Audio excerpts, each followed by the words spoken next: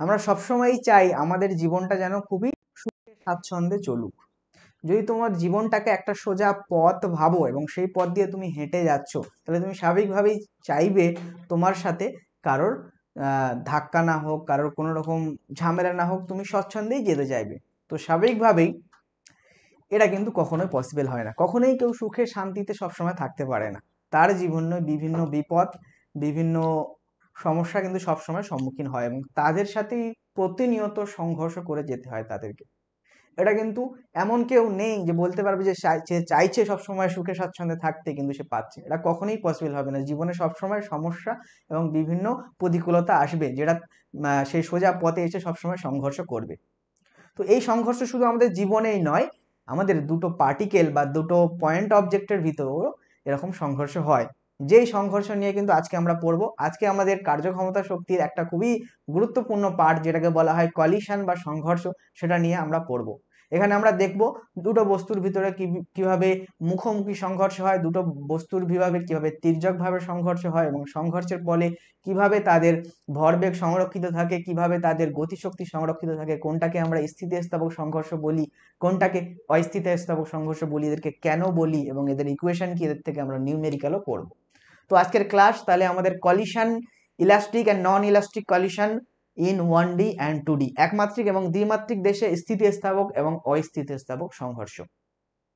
তো এর আগের যে ক্লাসগুলো হচ্ছিল সেগুলো কিন্তু একমাত্রিক গতির, একমাত্রিক গতি নয়, কার্যক্ষমতা এবং কার্যক্ষমতা শক্তির এর আগের একটা ভিডিও আছে, যেটাতে আমরা একটা ভিডিওতেই ফুল কার্যক্ষমতা শক্তির শুধুমাত্র ক্ষমতা টপিকটা বাদ দিয়ে বাকিগুলো কিন্তু সব কভার করেছি। এবং তার ভিতরে আরেকটা টপিক আছে, সেটাকে বলা হয় ভার্টিক্যাল সার্কুলার মোশন, সেটার জন্য আলাদা করে ভিডিও আসবে, যেটা তোমরা ওই ভিডিওর শেষে আমি বলে দিয়েছিলাম যে টোটাল এই কার্যক্ষমতা শক্তির কি কি রকম ভাবে ভিডিওটা কিন্তু আসবে তোমাদের সামনে। তো এর আগের যে ক্লাসটা আছে সেই ক্লাসটা কিন্তু তোমরা অবশ্যই দেখে ফেলো, তারপরেই কিন্তু তোমরা কলিশনে এসো এবং সংঘর্ষে এসো। এই সংঘর্ষ চলতে থাকুক, মানুষের জীবনে সংঘর্ষ চলতে থাকুক এবং সেগুলো সেই প্রতিকূলতাকে জয় করে মানুষ এগিয়ে চলুক, তারপরেই জীবনে স্বাদ উপলব্ধি করা যায়। চলো তাহলে collision in 1D and 2D, একমাত্রিক এবং দ্বিমাত্রিক দেশে সংঘর্ষ এবং সেই সংঘর্ষটা স্থিতিস্থাপক এবং অস্থিতিস্থাপক সংঘর্ষ। আচ্ছা, তাহলে প্রথমেই আমার প্রশ্ন আসবে, তোমারও প্রশ্ন আসবে যে সংঘর্ষ আমরা কাকে বলবো বা কলিশন আমরা কাকে বলবো। এটা বোঝাই যাচ্ছে যে একটা বস্তু থাকলো, তার উপরে এসে আরেকজন ধাক্কা মারলো, বা তুমি বাইক চালিয়ে যাচ্ছ, স্বাচ্ছন্দ্যেই যাচ্ছ, পিছনে তোমার এক্স বা গার্লফ্রেন্ড বসে আছে, হয়তো অন্যজন এসে ধাক্কা দিয়ে দিল, তোমার গল্প শেষ হয়ে গেল। এগুলোকে কি বলা হয়? এগুলোকে বলা হয় কলিশন বা সংঘর্ষ। বা দেখা গেল তুমি খুব মজা করে বাইক চালাচ্ছ, খুবই হাই পিকআপে বাইক চালাচ্ছ, করতে করতে ধাক্কা খেয়ে গেলে একটা ট্রাকের সাথে, তোমার গল্প শেষ, সংঘর্ষ শেষ। তো এই সংঘর্ষগুলোকে যদি আমরা ফিজিক্স দিয়ে ডিটারমাইন করতে চাই তাহলে কিরম দাঁড়াবে? তো আমরা তখনই তাকে সংঘর্ষ বলবো যখন, দেখো, দুটি বস্তু যখন একে অপরকে সংঘর্ষ করেছে বলা হবে। তাহলে দুটো বস্তু একে অপরকে সংঘর্ষ করেছে বা কলিশন করেছে, কোলাইড করেছে, তখনই আমরা বলবো যখন এরা ফিজিক্যালি একে অপরকে ধাক্কা দেবে। তাহলে বিষয়টা ফিজিক্যালি, প্রকৃতই ধাক্কা দিতে হবে, ফিজিক্যালি ধাক্কা দিতে হবে, নন ফিজিক্যালি নয়, ফিজিক্যালি, নট ভার্চুয়ালি, ফিজিক্যালি একে অপরকে ধাক্কা দেয়। আর কি, একটি বস্তুর গতিপথ পরিবর্তন হয় অন্য একটি বস্তুর সংঘর্ষের ফলে। তাই দুটো বস্তুর ভিতরে একটা বস্তুর গতিপথ আর একটা বস্তুর সংঘর্ষের ফলে পরিবর্তিত হয়। তাহলে বিষয়টা কিরকম? এইটা হলো আমাদের 1 নম্বর বস্তু, এটা হলো আমাদের দ্বিতীয় বস্তু। তাহলে এরা কখন এদের ভিতরে সংঘর্ষকে আমরা বলবো? যখন এরা ফিজিক্যালি একে অপরকে সংঘর্ষ করবে। তাহলে এ এসে ফিজিক্যালি যখন এর সাথে সংঘর্ষে লিপ্ত হবে, সেটাকে আমরা বলবো সংঘর্ষ। এবং দেখো, এরকম পথে যাচ্ছিল, এরকম ভাবে যাচ্ছিল, এরকম ভাবে যাচ্ছিল, এসে একে ধাক্কা দিল, ফলে এর গতিপথের পরিবর্তন হলো। তারপরে হয়তো এরকম ভাবে বেরিয়ে যাচ্ছে বা এরকম ভাবে বেরিয়ে যাচ্ছে বা এরকম ভাবে বেরিয়ে যাচ্ছে। তাহলে দেখা গেল যে একটি বস্তুর গতিপথ অন্য একটি বস্তুর সংঘর্ষের ফলে কি হচ্ছে? পরিবর্তন হচ্ছে। তখন আমরা সেই কেসটাকে কি বলবো? সংঘর্ষ বলবো। তাহলে ফিজিক্স কাকে সংঘর্ষ বলছে বা কলিশন বলছে, বুঝতে পারলে? ওকে, এবারে এই সংঘর্ষকে আমরা দেখব দুই ভাগে ভাগ করা যায়। কি, একটাকে বলা হয় স্থিতিস্থাপক সংঘর্ষ আর আরেকটাকে বলা হয় অস্থিতিস্থাপক সংঘর্ষ। এই স্থিতিস্থাপক এবং অস্থিতিস্থাপক কথাটা, এটাকে ইংরেজিতে বলে ইলাস্টিক। কি বলে? এটাকে বলে ইলাস্টিক, এটাকে বলে ইনইলাস্টিক। আচ্ছা, ইলাস্টিসিটি, ইলাস্টিক, স্থিতিস্থাপকতা, এই শব্দগুলো কিন্তু স্প্রিং এর সাথে তোমরা অ্যাসোসিয়েটেড, এবং স্প্রিং এর সাথে এটা কিন্তু তোমরা শুনেছো। তোমরা দেখেছো একটা স্প্রিং এর, যখন আমরা ওয়ার্ক এনার্জি পাওয়ারের স্প্রিং ফোর্স পড়াচ্ছিলাম, স্প্রিং এর পোটেনশিয়াল এনার্জি পড়াচ্ছিলাম, তখন খেয়াল করেছো যে স্থিতিস্থাপকতার বৈশিষ্ট্য অনুযায়ী স্প্রিং এর ক্ষেত্রে কিন্তু কি হয়, স্প্রিং এর ক্ষেত্রে কিন্তু আমাদের তার টোটাল এনার্জি কনজার্ভ থাকে, অর্থাৎ যে পরিমাণে অজ্ঞানটা করা হয় সেটাই তার ভিতরে কি হয়, সেটা তার ভিতরে পোটেনশিয়াল এনার্জি হিসাবে স্টোর হয়, এবং সেই পোটেনশিয়াল এনার্জি ইউজ করে সে তার আগের অবস্থায় ফিরে আসে, রিটার্ডিং ফোর্স যেটাকে আমরা বলি। তাহলে দেখা গেল যে স্থিতিস্থাপক সংঘর্ষ বা এই স্থিতিস্থাপকতা, এই টার্মটা কিন্তু কনজারভেশন অফ এনার্জির সাথে রিলেটেড, অর্থাৎ এনার্জি সংরক্ষণ থাকে এখানে। তাহলে এই স্থিতিস্থাপক সংঘর্ষ আমরা তাকে বলবো যে সংঘর্ষে শক্তি সংরক্ষিত থাকবে, এবং অস্থিতিস্থাপক তাকে বলবো যেখানে শক্তি সংরক্ষিত থাকবে না। তাহলে ওই ইলাস্টিসিটি বা স্থিতিস্থাপকতা সম্পর্ক, এই টার্মটা দিয়ে এখানে সংঘর্ষের ক্ষেত্রে এই জিনিসটা বোঝাচ্ছে যে যখন শক্তি সংরক্ষিত থাকবে যেটাতে, সেটা হলো স্থিতিস্থাপক সংঘর্ষ, যেটাতে সংরক্ষিত থাকবে না সেটা হলো অস্থিতিস্থাপক সংঘর্ষ। বিষয়টা এলো কোথা থেকে? স্প্রিং এর ওই জায়গা থেকে এলো। ঠিক আছে, তাহলে এইটুকু তোমাকে ক্লিয়ার করতে পারলাম। এইটুকু যদি ক্লিয়ার করতে পারি, তাহলে এরপরে আমরা যাই যে স্থিতিস্থাপক সংঘর্ষ সত্যিই কাকে বলে। তো দেখো, স্থিতিস্থাপক সংঘর্ষের এই কটা বৈশিষ্ট্য যদি আমরা লক্ষ্য করতে পারি, তাহলে তাকে আমরা বলবো স্থিতিস্থাপক সংঘর্ষ বা ইলাস্টিক কলিশন। প্রথম বৈশিষ্ট্য কি? বস্তু সংস্থাটির ভরবেগ সংরক্ষিত থাকবে। কি হবে? বস্তু সংস্থাটির ভরবেগ সংরক্ষিত থাকবে। এই বিষয়টা বলি, যে কোনো সংঘর্ষ, সেটা স্থিতিস্থাপক, অস্থিতিস্থাপক, আংশিক স্থিতিস্থাপক, আংশিক অস্থিতিস্থাপক, পূর্ণ স্থিতিস্থাপক, পূর্ণ অস্থিতিস্থাপক, সাধারণ কলিশন, যে কোনো কলিশনের ক্ষেত্রে এই জিনিসটা মাস্ট, এটা মাস্ট, মানে তার ভরবেগ সংরক্ষিত থাকবেই থাকবে। তাহলে কি হবে? তার ভরবেগ কিন্তু সব সময় সংরক্ষিত থাকবে, যে কোনো কলিশনের ক্ষেত্রে, যে কোনো সংঘর্ষের ক্ষেত্রে ভরবেগ সংরক্ষিত থাকবে। আচ্ছা, আর কি সংরক্ষিত থাকবে স্থিতিস্থাপক সংঘর্ষে? সংঘর্ষের আগে ও পরে সংস্থাটির গতিশক্তি সংরক্ষিত থাকবে। তাহলে সংঘর্ষের আগে এবং সংঘর্ষের পরে, তাহলে after collision and before collision, তাহলে সংঘর্ষের আগে তার যে গতিশক্তি হবে, সংঘর্ষের পরে তার সে গতিশক্তি হবে, সেই দুটো কি হবে? সমান হবে, অর্থাৎ কনজার্ভ থাকবে, চেঞ্জ হবে না।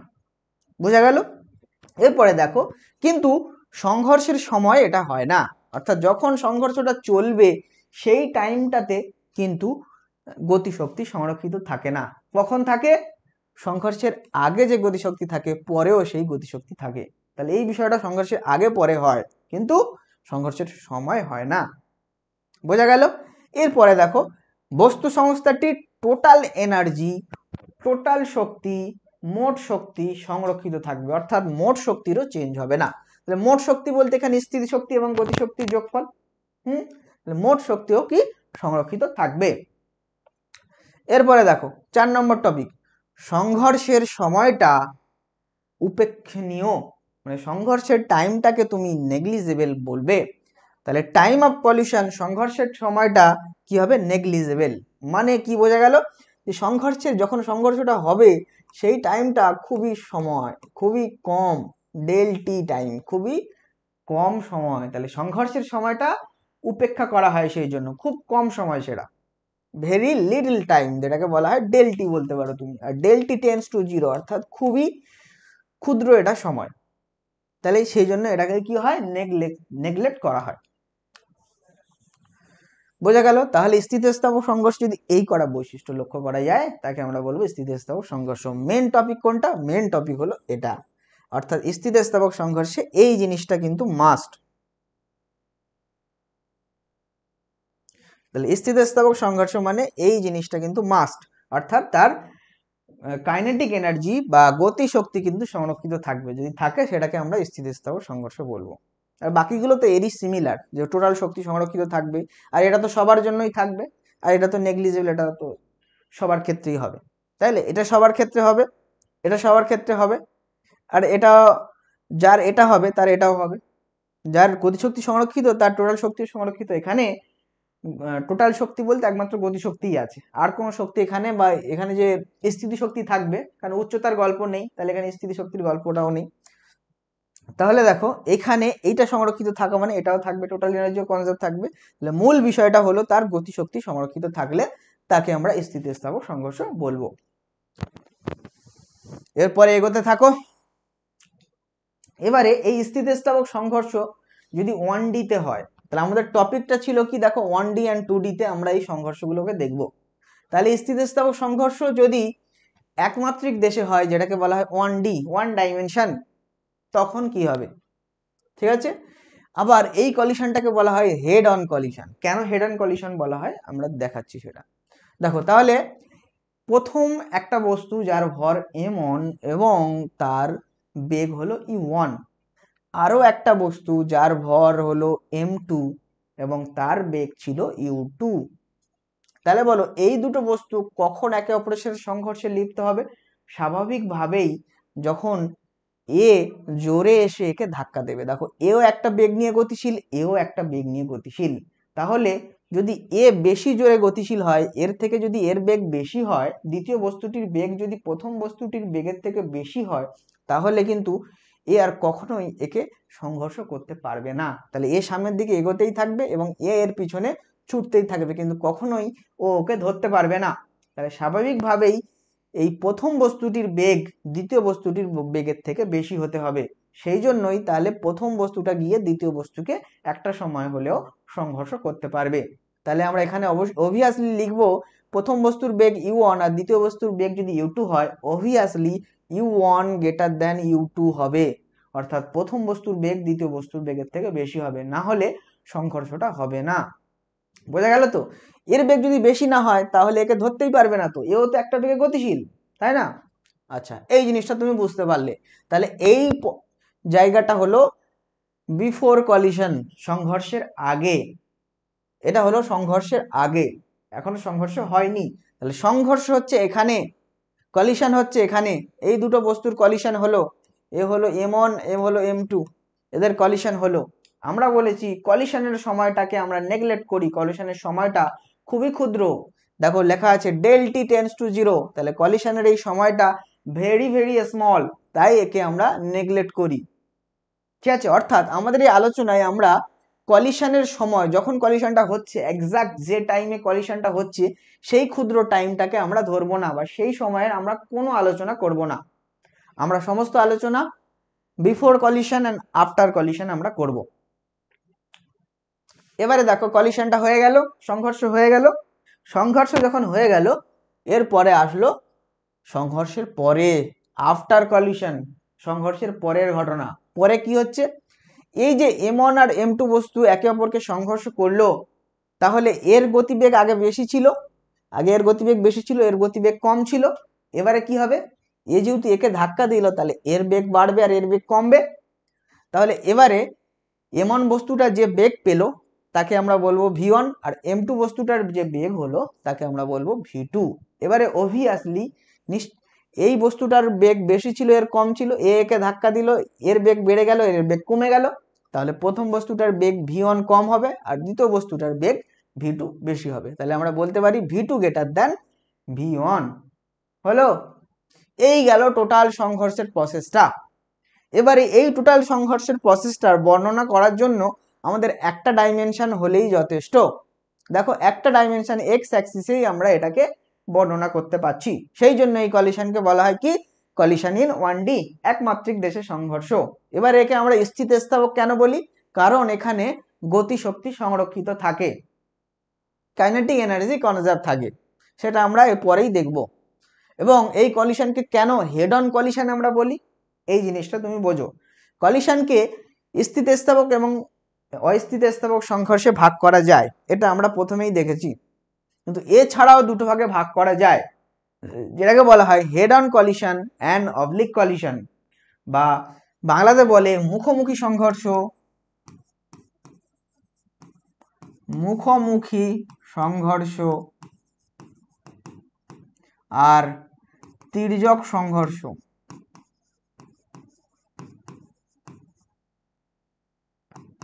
ঠিক আছে, এটাকে বলে ইংলিশে বলে head on collision,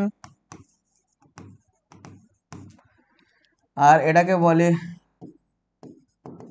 oblique collision. এবার এটাকে কাকে বলে আমরা বলি দুটো টাইপ। মুখোমুখি সংঘর্ষ হলো যেমন এইটাতে আমরা দেখছি, দেখো এই একটা বস্তু আর এই একটা বস্তু মুখোমুখি একে অপরের সাথে সংঘর্ষ করলো এবং সংঘর্ষের পরে তারাও একই ডিরেকশনে চলতে থাকছে। আমরা জানি কি কোনো কিছু 1D তে থাকার অর্থ কি, আমরা মোশন ইন 1D পড়ে এসেছি না, 1D তে থাকার অর্থ মানে তাকে সরল রেখা বরাবর চলতে হবে।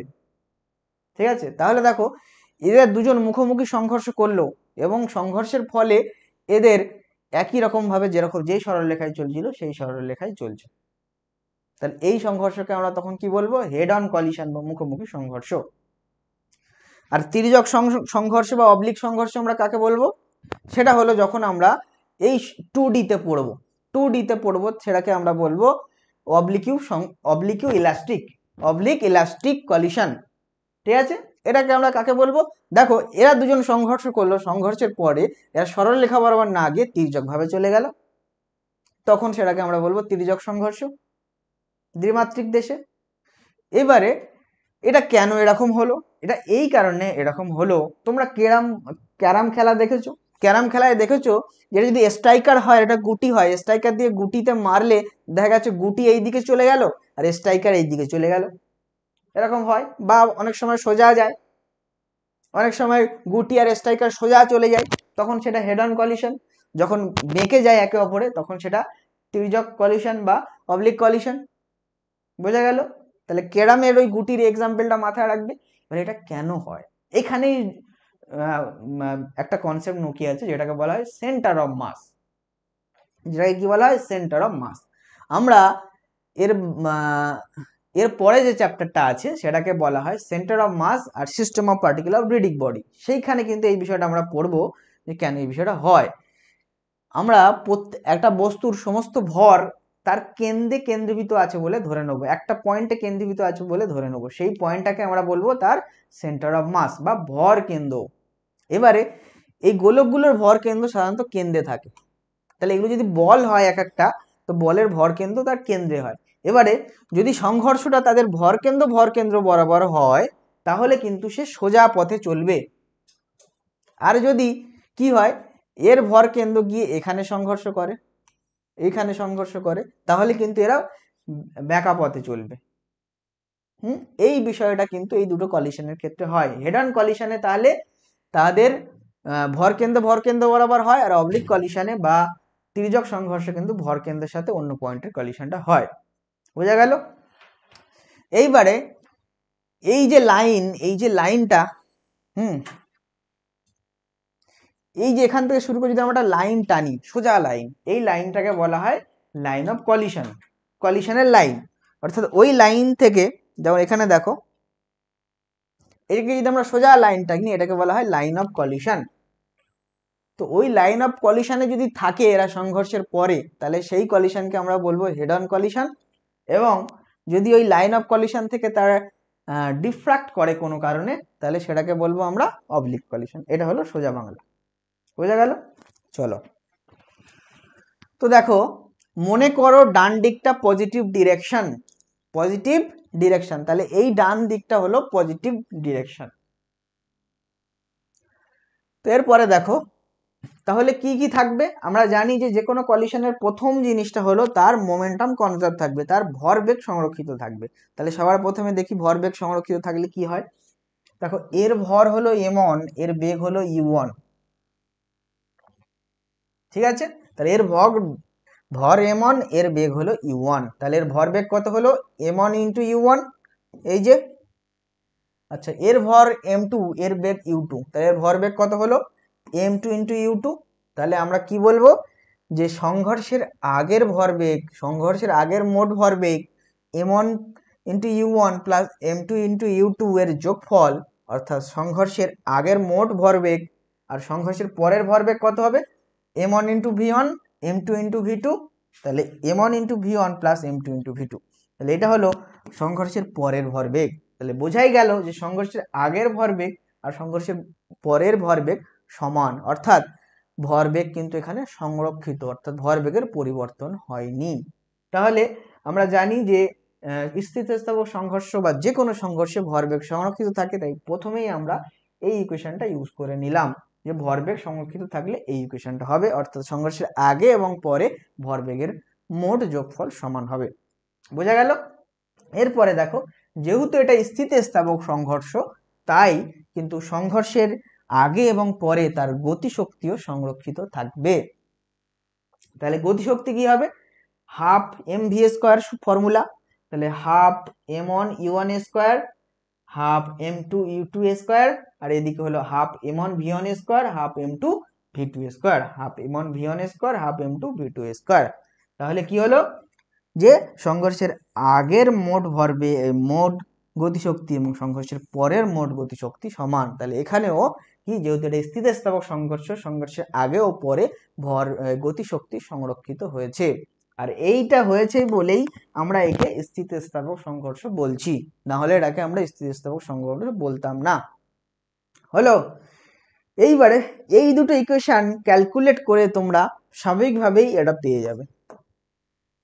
এই যে ইকুয়েশন দুটো ক্যালকুলেট করলে তোমরা এইটা পেয়ে যাবে। কি পেয়ে যাবে? v2 minus v1 equals to u1 minus u2।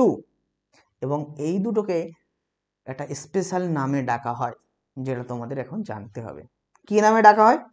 এই v2 মাইনাস v1 এটাকে বলা হয় relative velocity of separation. Separation মানে কি? সেপারেশন মানে হলো একে অপরের থেকে দূরে যাওয়া, সেপারেট করে দেওয়া হলো। আচ্ছা, সেই বিষয়টা কখন? v2 মাইনাস v1, দেখো v2 হলো এটা আর v1 হলো এটা, তাই না? আর আমরা এখানে দেখলাম যে এর বেগটা তখন বেড়ে যাবে, অর্থাৎ v2 গ্রেটার দ্যান v1 হবে।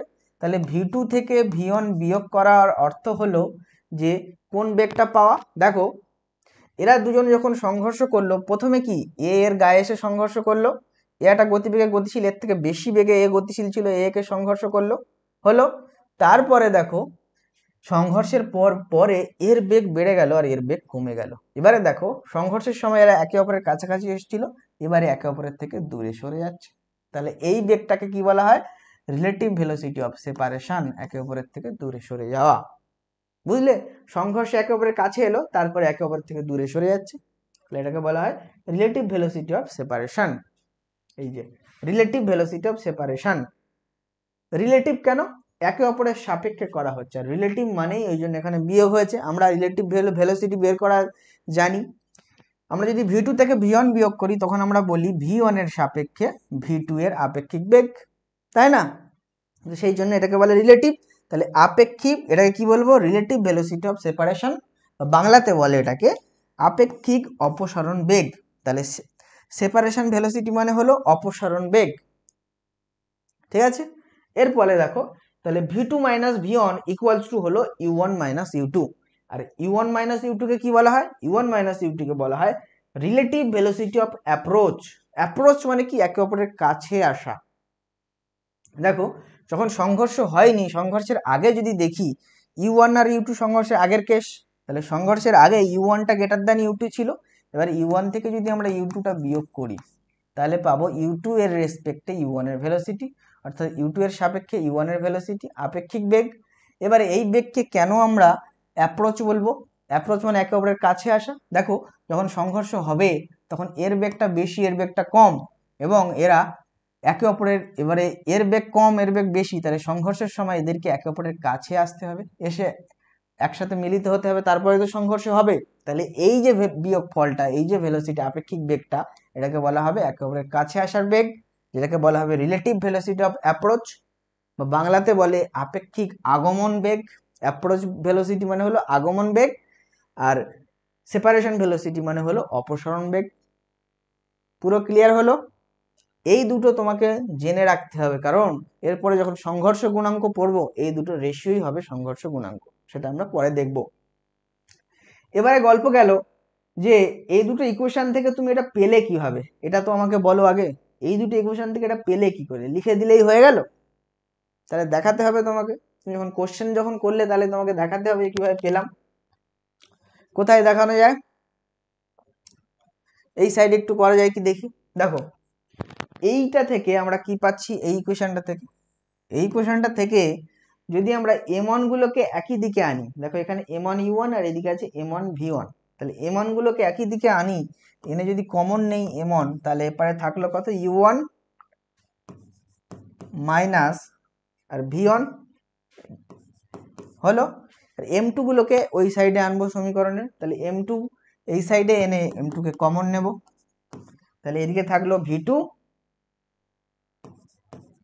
আর মাইনাস এদিকে থাকলো u2। এখনো কি এলো, এখনো এলো না, এই জিনিসটা এলো না। আচ্ছা এই সমীকরণটা ফের ইউজ করি, এই সমীকরণটা সেম একই করি, m1 আর m2 কে একই দিকে আনি, তাহলে m1 কমন নাও। দেখো এই সমীকরণের একটা ভালো জিনিস যে সবার থেকে হাফ কমন নেওয়া যাচ্ছে এবং সেই হাফকে বোথ সাইডে কেটে দেওয়া যাচ্ছে। এখান থেকে হাফ কমন নাও, এখান থেকে হাফ কমন নাও, দুদিকের হাফ কেটে দাও, তাহলে হাফের কোনো টার্মই থাকছে না বোথ সাইডে, হলো। এবারে তুমি m1 কমন নাও, এদিকে আছে কত, m1 এর সাথে আছে u1 স্কয়ার, আর এইদিকে m1 এ আছে কত v1 স্কয়ার, এরপর আসলে মাইনাস হবে, হলো। m2 টার্ম নাও, m2 কমন আছে কত v2 স্কয়ার, এদিকে v2 স্কয়ার মাইনাস এদিকে কত u2 স্কয়ার, ব্যাস এই এসে গেল তোমার দুটো। এবারে এই দুটো সমীকরণকে তুমি ভাগ করে দাও, তাহলে ভাগ করে দিলে এই m2 m2 কেটে গেল, m1 m1 কেটে গেল, খুবই ভালো। থাকলো কি দেখো, এইটা হচ্ছে a স্কয়ার মাইনাস b স্কয়ারের ফর্মুলা পড়ছে, এটার মানে আমরা লিখতে পারি u1 plus v1 u1 minus v1, এটাও লিখতে পারি আমরা v2 plus u2 v2 minus u2, তাই না, a স্কয়ার মাইনাস b স্কয়ারের ফর্মুলা।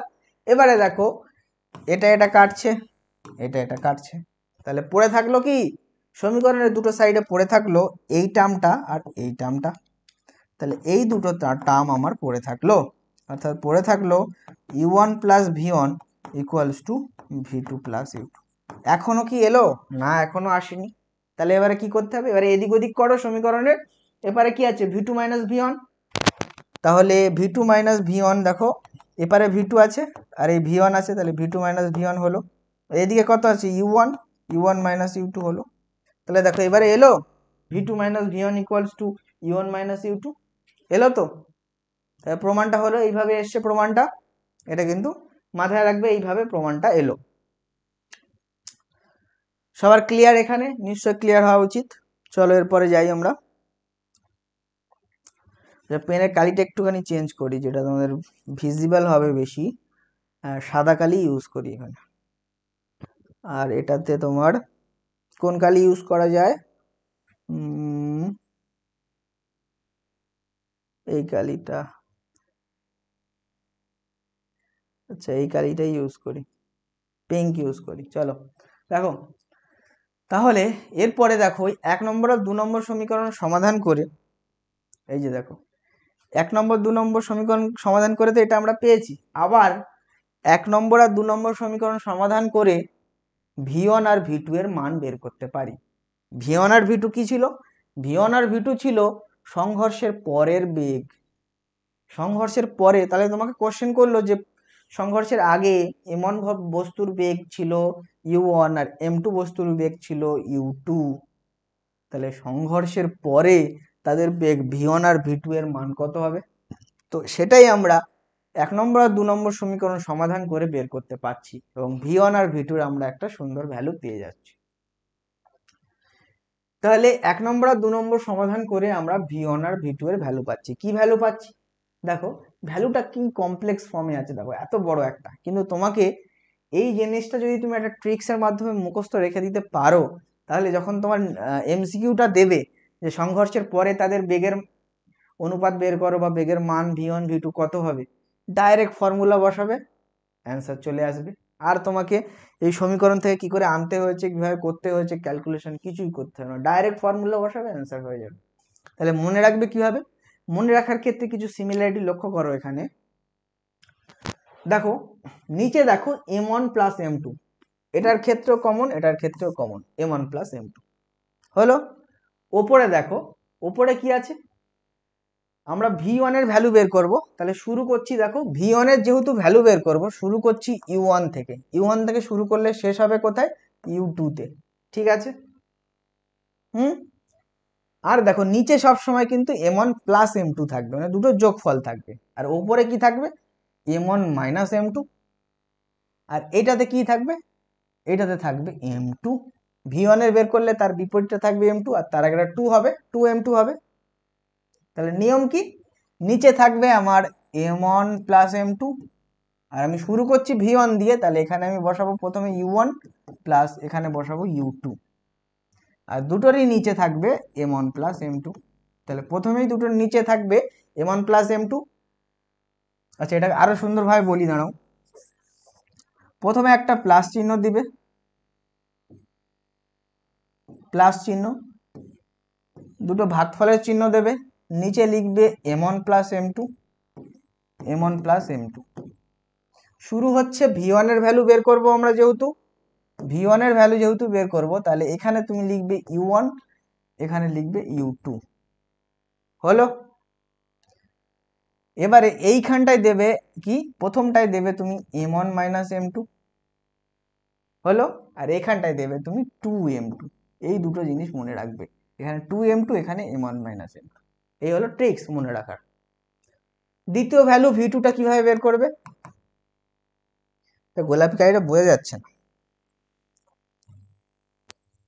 দ্বিতীয় ভ্যালু v2 কিভাবে বের করবে,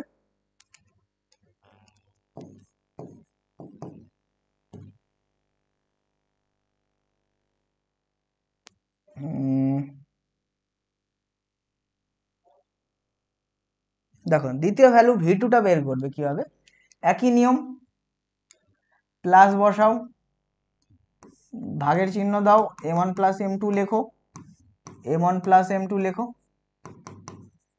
লিখলে v2 দিয়ে শুরু হয়েছে, তাহলে এখানে তুমি u2 বসাবে, আর এখানে u1 বসাবে, আর এখানে কি বসাবে, 2 বসাবে। আর এইখানে যেটা থাকে v1 থাকলে এখানে আমরা m2 বসাই, বিপরীতটা বসাই, তাহলে v2 আছে এখানে আমরা m1 বসাবো, তাই তো।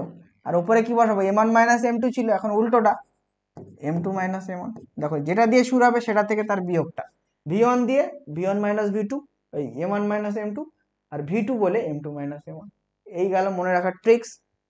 তাহলে এই দুটো ভ্যালু যদি তুমি সহজে মনে রাখতে পারো, তাহলে কিন্তু তুমি এখান থেকে ডাইরেক্ট ফর্মুলা বসে অ্যান্সার করে দিতে পারবে, আর তোমাকে এত জটিল ক্যালকুলেশনে যেতে হবে না। এবারে তুমি বলবে যে তাহলে জটিল ক্যালকুলেশনটা কি ছিল, কি ক্যালকুলেশন করে v1 আর v2 পাওয়া গেছে। যদি আমার এটা মনে না থাকে, তখন আমি কি ক্যালকুলেশন করে v1 আর v2টাকে বের করব। তাহলে করতে পারবে, নিশ্চয়ই করতে পারবে। চলো এবারে সেটাই দেখি যে কি ক্যালকুলেশন করে সেটা আমরা বের করতে পারি। এইখানটা করি, এই সাইডটা করি। চলো এই ধারে আমরা এটা করে ফেলি। কি আছে দেখো, আমাদের 1 নম্বর আর 2 নম্বর সমীকরণটা এখান থেকে লিখে ফেলো। এই ছিল 1 নম্বর আর 2 নম্বর সমীকরণ, এটা তোমার মনেও থাকা উচিত। m1 u1 plus m2 u2 equals to m1 v1 plus m2 v2, এটা একটা সমীকরণ ছিল 1 নম্বর।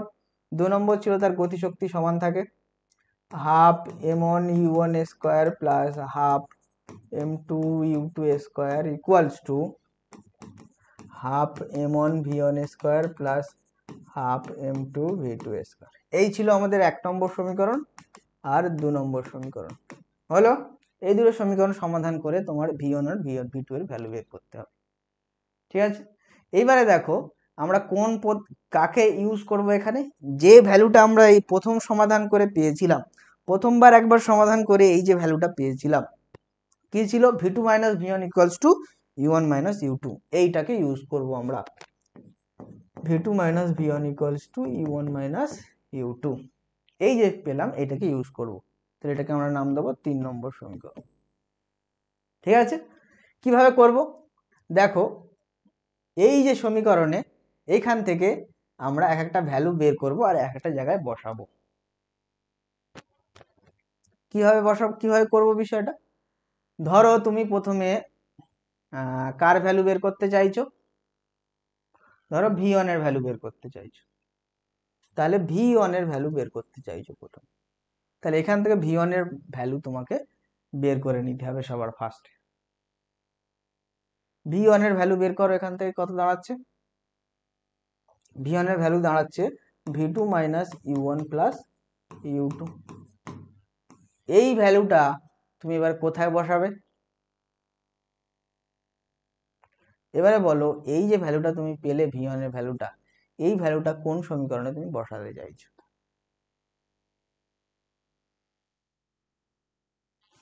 তাহলে এই ভ্যালুটা নিয়ে তোমাকে নিশ্চয়ই 1 নম্বর সমীকরণে বসাতে চাইবে, তাই না? তাহলে 1 নম্বর সমীকরণে তুমি বসিয়ে দিলে, বসিয়ে দাও m1 u1 m2 u2 equals to m1 v1 plus m2 v2 কি বসাবো? v1 এর জায়গায়, তাহলে v1 এর জায়গায় বসিয়ে দাও।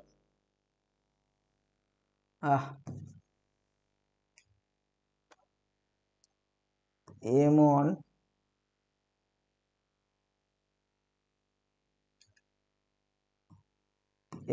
v1 এর জায়গায় তুমি বসিয়ে দাও এই ভ্যালুটা, কত? v2 minus u1 plus u2, আর এখানে থাকলো m2 v2। তাহলে এখান থেকে কার ভ্যালু বেরোবে? এখান থেকে কিন্তু v2 এর ভ্যালু বেরোবে, কারণ একটা টার্ম আছে দেখো v2। তাহলে কি বোঝা গেল? যদি তুমি v1 এর ভ্যালু v2 এর ভ্যালু, এটা সরি v2 এর ভ্যালু, v2 এর ভ্যালু বের করতে চাও, তাহলে v1 এর ভ্যালু নিয়ে এই সমীকরণে বসিয়ে দাও। এবার কি করে বেরোচ্ছে দেখো, তাহলে দেখো m1 m2 গুলোকে এবার এক সাইডে আনতে হবে, না m1 m2 নয়, এবার আমাদের u1 u2 গুলোকে এক সাইডে আনতে হবে। দেখো এখানে u1 আর u2 আছে, তাহলে u1 গুলোকে এক সাইডে আনো, u1 কমন নাও, u1 এর এখানে আছে দেখো কত m1, আর এদিকে কত u1 আছে? এদিকে আছে এদিকে আছে মাইনাস, আচ্ছা তাহলে এখানে দিকে আছে মাইনাস u1, ঠিক আছে। তাহলে প্লাস আবার হলো m1, এই m1 u1 আছে, u1 কমন নিলে ফের u1 হলো, কারণ এটা আমরা 2m1 পাবো, 2m1ই পাচ্ছি, এইটুকু হলো। এবারে u2 কমন নেব আমরা, তাহলে u2 কমন নিলে প্লাস u2 রাখি, u2 এখানে আছে কত m2, আর এদিকে হলো u2 এর কত আছে? এদিকে u2 এর আছে m1, তাহলে m1 হলো, খুবই ভালো। এদিকে কত আছে? এদিকে v2 এর সাথে কত আছে? v2 কমন নাও, v2 এর সাথে আছে দেখো m1 প্লাস m2, খুবই ভালো। এবার এখান থেকে v2 এর ভ্যালু বের করো, v2 এর ভ্যালু মানে m1 m2 দিয়ে এই টোটাল ইকুয়েশনটাকে ভাগ করতে হবে, তাহলে এই ইকুয়েশনটার এই পার্টটাকে m1 m2 দিয়ে ভাগ করো, তাহলে উপরে আছে 2m1 u1 আর নিচে ভাগ হলো m1 প্লাস m2, প্লাস উপরে আছে m1 প্লাস m2 আর নিচে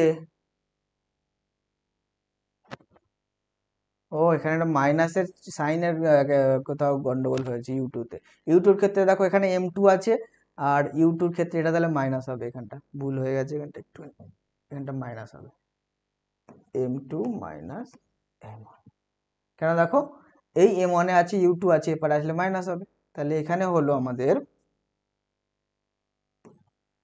m2 minus m1 divide by m1 plus m2, আর এখানে u2 ছিল, তাহলে v2 এর ভ্যালু আমাদের দাঁড়ালো এইটা। দেখো আমরা সেই ভ্যালুটা ফিরে পেয়েছি তো, কি ছিল প্রথমে m2 minus m1, m2 minus m1, m1 plus m2, u2 আর কত 2m1 u1, 2m1 u1, m1 plus m2। তাহলে গল্পটা কি বোঝা গেল, যে এই ভ্যালু বের করার পদ্ধতিটা কি? পদ্ধতি হলো ওই যে 3 নম্বর ইকুয়েশন যেটা আমরা এইখান থেকে পেয়েছি প্রথম ক্যালকুলেশন করে, সেই ইকুয়েশন থেকে যে কোনো একটা ভ্যালু নেবে। যদি তুমি v2 এর ভ্যালু বের করতে চাও, তাহলে v1 এর ভ্যালু নেবে, নিয়ে 1 নম্বর সমীকরণে পুট করবে। আবার যদি তুমি v1 এর ভ্যালু বের করতে চাও তাহলে v2 এর ভ্যালু বের করবে, করে 1 নম্বর সমীকরণে পুট করবে। যেটা বের করতে চাও তার উল্টো ভ্যালুটা নিয়ে 1 নম্বর সমীকরণে পুট করলে সেখান থেকে সমাধান করে তুমি তার ভ্যালু তুমি পেয়ে যাবে। যেমন প্রথমে আমরা v2 এর ভ্যালু বের করছিলাম, সেই জন্য আমরা v1 এর ভ্যালু বের করলাম এই 3 নম্বর সমীকরণ থেকে, বের করে নিয়ে সেই ভ্যালুটা 1 নম্বর সমীকরণে পুট করলাম, পুট করে ভ্যালুগুলো বসালাম। আর কমন নিলাম এবারে m1 m2 না নিয়ে কমন নিলাম u1 আর u2 কে, কারণ এখানে দেখো আছে u1 u2। তাহলে প্রথমে u1 কমন নিলাম, m1 প্লাস m1 হলো, তারপরে u2 কমন নিলাম, m2 মাইনাস m1 হলো, আর এবারে v2 কমন নিলাম, m1 প্লাস m2 হলো। ঠিক আছে, এবারে v2 এর ভ্যালু বের করতে গেলে তার সাথে যে গুণ আছে m1 প্লাস m2 সেটা দিয়ে বোথ ইকুয়েশনটা ভাগ হবে, এই পুরো ইকুয়েশনটা ভাগ হবে। তাহলে ভাগ হলে উপরের part m1 m2, m1 plus m1 মানে 2m1, তাহলে 2m1 u1 divide by m1 plus m2, আর এখানে হলো m2 minus m1 divide by m1 plus m2, আর u2 গুণ ছিল u2। তাহলে v2 এর ভ্যালু বেরিয়ে গেল। সিমিলারলি একই প্রসেসে v1 এর ভ্যালুটা তুমি বের করবে, বের করে দেখবে যে এর সাথে সমান হচ্ছে কিনা। এটা তোমাদের বাড়ির কাজ থাকলো, এটা তুমি করে দেখাবে। ঠিক আছে, একটা প্রসেস তোমাকে বললাম, সেম একই প্রসেসে, অর্থাৎ এখান থেকে তুমি v2 এর ভ্যালু বের করবে। যেহেতু তুমি v1 এর ভ্যালু বের করতে চাইছো, তার বিপরীত ভ্যালু অর্থাৎ v2 এর ভ্যালু এখান থেকে বের করে এই 1 নম্বর সমীকরণে পুট করবে, করে একইভাবে তুমি ক্যালকুলেশন করবে u1 u2, আর v1 কমন নেবে, কমন নিয়ে v1 এর ভ্যালু বের করবে। এরকম ভাবে বের করে তুমি আমাকে জানাও যে এটা এর সাথে সমান হয়েছে কিনা। এটা তাহলে প্রত্যেকের বাড়ির কাজ থাকলো, এটা করে ভিডিওর নিচে কমেন্ট করে জানাবে যে হ্যাঁ স্যার এসছে। হলো, তাহলে এই সমীকরণ দুটো। এবারে বলো, এই এত জটিল ক্যালকুলেশন সবসময় করা পসিবল হবে অঙ্ক করতে করতে? সেটা না করে যদি তুমি ডাইরেক্ট ফর্মুলাটা ইউজ করে দাও, সেটা কিন্তু খুব তাড়াতাড়ি হয়ে গেল তোমার নিউমেরিক্যাল সলভ করার জন্য। এমসিকিউ তো তোমাকে এত দেখতে চাইছে না কিভাবে করলে তুমি, এমসিকিউ তো না। তাহলে তুমি এই শর্ট ট্রিক্স ইউজ করে, ডাইরেক্ট ফর্মুলা ইউজ করে তুমি এমসিকিউ অ্যান্সার করতে পারবে। বোঝা গেল? এরপরে চলো তাহলে আমাদের একমাত্রিক কলিশনের কিছু স্পেশাল কেস আমরা দেখব। কি কি স্পেশাল কেস দেখো, যদি m1 আর m2 এই ভর দুটো সমান হয় তাহলে কি হবে? যদি m1 m2 সমান হয় তাহলে m1 আর m2 সমান বসিয়ে দাও। দেখো এই পার্টটা প্রথমে 0 হয়ে গেল, m1 থেকে m2 দুটোই সমান, বিয়োগ করলে 0, এই পার্টটা 0। আর এখানে m1 m2 সমান, তাহলে এখানে হলো 2m, আর এখানে এই mটা কেটে গেল, 2m কেটে গেল, তাহলে থাকলো কি পড়ে? শুধু u2। তাহলে m1 আর m2 যদি সমান হয় তখন আমরা বলবো v1 ইকুয়ালস টু u2, এবং এই সমীকরণে বসাও, এটা 0, এইটা থাকলো কি u1, আর v2 ইকুয়ালস টু হলো u1। তাহলে দুটো বস্তুর ভর যদি সমান হয় তখন v1 ইকুয়ালস টু u2 আর v2 ইকুয়ালস টু u1। এটার মানেটা কি? এটার মানে হলো v1টা কি ছিল দেখো, v1 ছিল সংঘর্ষের পরে প্রথম বস্তুটার বেগ, আর সেই v1 হলো u2 এর সমান। u2 ছিল সংঘর্ষের আগে প্রথম বস্তুর বেগ। তাহলে প্রথম বস্তুর বেগ পেল দ্বিতীয় বস্তু, দ্বিতীয় বস্তুর বেগ পেল প্রথম বস্তু, আমরা পেয়েছি v1 ইকুয়ালস টু u2। স্বাভাবিকভাবে কি ছিল, এই বস্তুর যে বেগ ছিল u1 সেটা সংঘর্ষের পরেই হয়েছিল v1, বেড়ে v1 হয়েছিল। তাহলে সংঘর্ষের আগে প্রথম বস্তুর m1 বস্তু তার যে বেগ ছিল u1 সেটাই বেড়ে কিন্তু পরে হয়েছিল v1। এবারে হলো কি, যদি দুটো বস্তুর ভর সমান হয় তখন দেখা গেল যে সংঘর্ষের আগে দ্বিতীয় বস্তুর যে বেগ ছিল সেই বেগটা পেল এখন প্রথম বস্তু। দেখো দ্বিতীয় বস্তুর বেগ u2 পেল কিন্তু এখন প্রথম বস্তু v1। এবং বিপরীত আরেকটা দেখো, আরেকটা কি আছে, আরেকটা আছে যে v2 ইকুয়ালস টু u1। তাহলে দেখো v2 মানে কি, দ্বিতীয় বস্তুর বেগ এখন পেয়েছে কে? সেটা পেয়েছে u1। তাহলে u1 এর বেগ মানে প্রথম বস্তুর বেগ u1 পেয়েছে এখন v2 দ্বিতীয় বস্তু, তাহলে v2 এখন হয়েছে u1। তার মানে বোঝা গেল এখানে কিন্তু ভেলোসিটি ইন্টারচেঞ্জ হয়েছে, অর্থাৎ এর ভেলোসিটি এ পেল, এর ভেলোসিটি ও পেল, এর ভেলোসিটি পেল এ, দ্বিতীয় বস্তুর ভেলোসিটি পেল প্রথম বস্তু, প্রথম বস্তুর ভেলোসিটি পেল দ্বিতীয় বস্তু। তাহলে ভেলোসিটি কি হয়েছে? ইন্টারচেঞ্জ হয়েছে। তাহলে এটা হলো খুব ইম্পর্টেন্ট একটা কোশ্চেন, যে যদি দুটো বস্তুর ভর সমান হয় তাহলে ভেলোসিটি উইল ইন্টারচেঞ্জ, তাহলে একে অপরের বেগ বিনিময় করে। কি হয়? একে অপরে বেগ বিনিময় করে, বেগ বিনিময় করে। তাহলে ভেলোসিটি উইল ইন্টারচেঞ্জ, এই দুটো বস্তুর ভর যদি সমান হয় তাহলে একে অপরের বেগ বিনিময় করে বা ভেলোসিটি উইল ইন্টারচেঞ্জ। এটা খুব ইম্পর্টেন্ট একটা কোশ্চেন এমসিকিউ এর জন্য। এরপরে চলো সেকেন্ড স্পেশাল কেস, যদি m1 এর থেকে m2 এর ভর অনেক অনেক গুণ বেশি হয়, অর্থাৎ m2 very very greater than m1 হয়, তখন কি হবে? তাহলে যেহেতু m2 very very greater than m1, তাহলে স্বাভাবিকভাবে m1 কে আমরা এখানে নেগলেক্ট করব, m2 এর ভ্যালুটাকে শুধু নেব, তাই না? তাহলে m2 এর ভ্যালু যদি শুধু নিই তাহলে কি দাঁড়াচ্ছে, এইটা নিচ্ছি, এটাকে আমরা নেগলেক্ট করছি, এটাকেও নেগলেক্ট করছি, তাহলে থাকছে minus m2 by plus m2, তাহলে কেটে গিয়ে থাকলো কত, শুধু মাইনাস u1, অর্থাৎ v1 ইকুয়ালস টু এবারে হলো মাইনাস u1। আর এপারে কি থাকছে, আমরা m1 কে বাদ দিচ্ছি, এটাকে বাদ দিচ্ছি, তাহলে m2 থাকছে, m2 কেটে গেল, 2u2 থাকছে। তাহলে আমরা বলতে পারি টোটাল v1 ইকুয়ালস টু কত হলো, minus u1 plus 2u2, minus u1 plus 2u2। বোঝা গেল? আর এই সমীকরণে বসাও, m1 কে নেগলেক্ট করো, এটাকে বাদ, এটা বাদ, তাহলে থাকলো m2 কেটে গেল, তাহলে u2, তাহলে v2 ইকুয়ালস টু হলো u2 প্লাস, এটা কি হচ্ছে m1 বাদ, m1 বাদই মানে এই পার্টটা টোটাল 0 হয়ে গেল, তাহলে থাকছে v2 ইকুয়ালস টু u2। তাহলে কি হলো, v2 equals to u2, m1 বাদ মানে m1 ইকুয়ালস টু আমরা 0 ধরছি, ঠিক আছে? তাহলে এই দুটো আমরা পেলাম। যদি m2 এর very very greater than m1 হয়, অর্থাৎ দ্বিতীয় বস্তুর ভর যদি প্রথম বস্তুর ভরের থেকে খুব বেশি হয়, তাহলে v1 ইকুয়ালস টু হয় minus u1 to u2, minus u1 to u2, আর v2 ইকুয়ালস টু হয় u2। বোঝা গেল? তৃতীয় নম্বর কেস, যদি m1 প্রথম বস্তুর ভর very very greater than m2 হয়, তাহলে m2 থেকে m1 এর মাস যদি ভেরি ভেরি গ্রেটার দ্যান হয়, তাহলে কি হবে? তাহলে আমরা m2 কে নেগলেক্ট করব, m2 কে 0 বসাবো, m2 0 বসিয়ে দাও, m2 0 বসিয়ে দিলে তাহলে এখানে m2 0 বসিয়ে দিলে তাহলে এখানে থাকলো কি u1, আর m2 0 বসিয়ে দিলে মানে এটা 0, তাহলে হলো v1 ইকুয়ালস টু u1। এটাতে m2 0 বসিয়ে দাও, থাকলো কি মাইনাস u2, আর এখানে থাকলো কি m2 0, তো m2 0 মানে এটা 0, তাহলে 2m1 আর m1 কেটে গেল, তাহলে 2u2, তাহলে 2u2 মাইনাস u2 হলো। তাহলে যদি m1 very very greater than m2 হয়, তো প্রথম বস্তুর ভর দ্বিতীয় বস্তুর থেকে অনেক বেশি হয়, তাহলে v1 হলো u1 আর v2 হলো 2u1 মাইনাস u2। এই দুটো কেস। এইবারে এই দুটো কেস ছাড়াও দুটো আরো গুরুত্বপূর্ণ বিষয়, সেটা কি, যদি ইন ইলাস্টিক কলিশন, এটা তো আমরা ইলাস্টিক কলিশন স্থিতিস্থাপক সংঘর্ষে পড়ছি, যদি এটা ইলাস্টিক কলিশন হয় তাহলে দুটো কেস আরো হয়। কি কি হয়? Maximum exchange of kinetic energy আর ম্যাক্সিমাম এক্সচেঞ্জ অফ স্পিড। তাহলে কখন ম্যাক্সিমাম, আমরা তো এখানে কি পড়লাম, ভেলোসিটি এক্সচেঞ্জ পড়েছি, এবারে দেখবো যে কখন কাইনেটিক এনার্জি ম্যাক্সিমাম এক্সচেঞ্জ হয়, এবং তারপরে পড়বো যে কখন কাইনেটিক এনার্জি, কখন স্পিডটা ম্যাক্সিমাম এক্সচেঞ্জ হয়। তাহলে দুটো জিনিস দেখবো, কখন কাইনেটিক এনার্জি ম্যাক্সিমাম এক্সচেঞ্জ হয় আর কখন স্পিডটা ম্যাক্সিমাম এক্সচেঞ্জ হয়। তাহলে কাইনেটিক এনার্জি কখন ম্যাক্সিমাম এক্সচেঞ্জ হবে, যখন m1 ইকুয়ালস টু m2 হবে।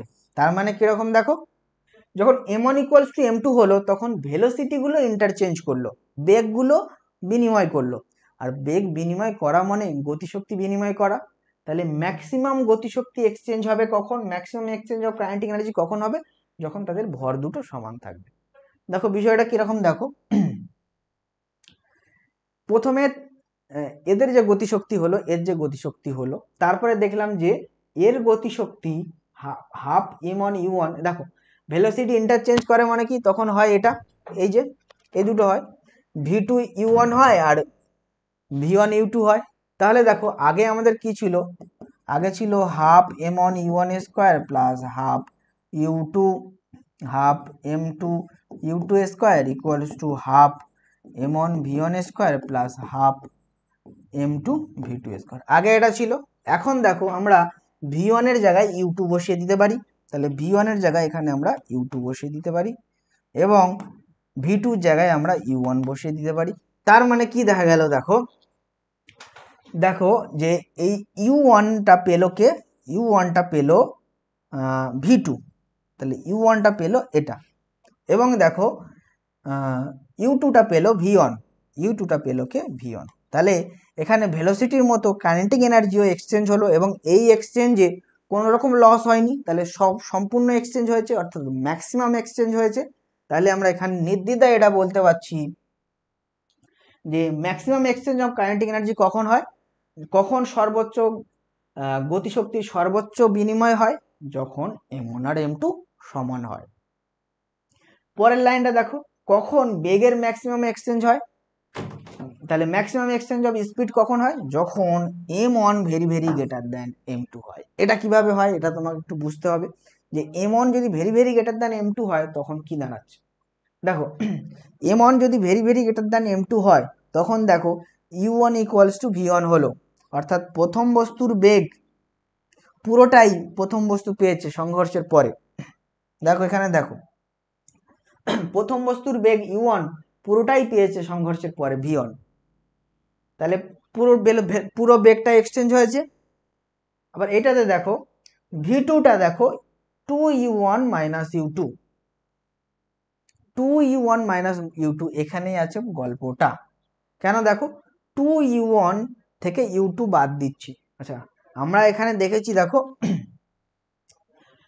U1টা গ্রেটার দ্যান U1 বেগটা U2 থেকে বেশি, সেই কারণেই তো সংঘর্ষটা পসিবল হয়েছে। তাহলে এই U1 কে যদি আমরা দ্বিগুণ করি, 2U1 করি, তার থেকে যদি U2টা বাদ দিই, তাহলে এই ভ্যালুটা সবথেকে বেশি হয়ে যায় না। এমনিতেই U1 ভ্যালুটা বেশি, তাকে আমরা দুগুণ করেছি, দুগুণ করে তার থেকে একটা ছোট ভ্যালু U2 বিয়োগ করছি, তাহলে এই বিয়োগফলটার ভ্যালু ম্যাক্সিমাম হয় না, তাই তো। সেই জন্যই একমাত্র আমরা এই অপশনটা চুজ করেছি, সেই জন্য আমরা এই 3 নম্বর অপশনটা চুজ করেছি। আমরা তো এটা করতে পারতাম, এটা করলে কি হতো, U2 V2 পেয়েছে, সম্পূর্ণ এক্সচেঞ্জ হয়েছে, কিন্তু এখানে দেখো V1 যেটা পেয়েছে সেটা হলো U1 কে বিয়োগ করা হয়েছে, মানে U2 যেটা কম ভেলোসিটি তাকে দ্বিগুণ করেছে, দ্বিগুণ করে U1 বাদ দিয়েছে। তাহলে কি এই মানটা বেশি হলো না এই মানটা বেশি হলো? U1 কে দ্বিগুণ করে U2 বাদ দেওয়া, নিশ্চয়ই এই মানটা বেশি হলো, সেই জন্য আমরা এইটা নিয়েছি। আর এটা নিলে কি হতো, এটা নিলে সম্পূর্ণ এক্সচেঞ্জ হয়েছে, ঠিক যা হয়েছিল পুরোটা এক্সচেঞ্জ হয়েছে, কিন্তু এই যে ভ্যালুটা U1 কে দ্বিগুণ করে তার থেকে U2 বাদ দেওয়া, এটা কিন্তু আমাদের এই এর থেকে সম্পূর্ণ এক্সচেঞ্জের থেকে বেশি এক্সচেঞ্জ হয়েছে, তাই না। U1 কে দ্বিগুণ করেছি, এটা একটা বড় ভ্যালু, তাকে দ্বিগুণ করেছি, তার থেকে ছোট ভ্যালু একটা U2 বাদ দিয়েছি, তাহলে এক্সচেঞ্জটা স্বাভাবিক থেকে বেশি হয়েছে, তাই না। স্বাভাবিক যেটা সম্পূর্ণ এক্সচেঞ্জ হয় প্রথম কেসে, তার থেকে বেশি এক্সচেঞ্জটা হয়েছে। তাহলে একমাত্র ম্যাক্সিমাম এক্সচেঞ্জ হবে স্পিডের কখন, যখন 3 নম্বর কন্ডিশন, অর্থাৎ M1 very very greater than M2। M1 very very greater than M2 মানে প্রথম বস্তুটার ভর যখন দ্বিতীয় বস্তুর থেকে খুব বেশি, তার মানে কি, যে সংঘর্ষটা হচ্ছে, এই সংঘর্ষে প্রথম বস্তুটা কিন্তু খুব জোরে গিয়ে প্রথম বস্তুটা খুব ভারী, খুব বড়, আর দ্বিতীয় বস্তুটা খুব ছোট, তখন এই যে সংঘর্ষ, একটা বড় বলের সাথে একটা ছোট বলের সংঘর্ষ, একটা ফুটবলের সাথে একটা ক্রিকেট বলের সংঘর্ষ হলো, তখন কি হবে, তখন দেখা যাবে সবথেকে বেশি বেগের বিনিময় হয়েছে। সবথেকে বেগের বিনিময় হয়েছে মানে কি, দ্বিতীয় বস্তুটা অর্থাৎ ওই ছোট ক্রিকেট বলটা সবথেকে বেশি বেগ পেয়েছে প্রথম বস্তুর থেকে, এই হলো বিষয়, বোঝা গেল। তাহলে ক্রিকেট বলটা ফুটবলের কাছে থেকে বেশি বেগ পেয়েছে।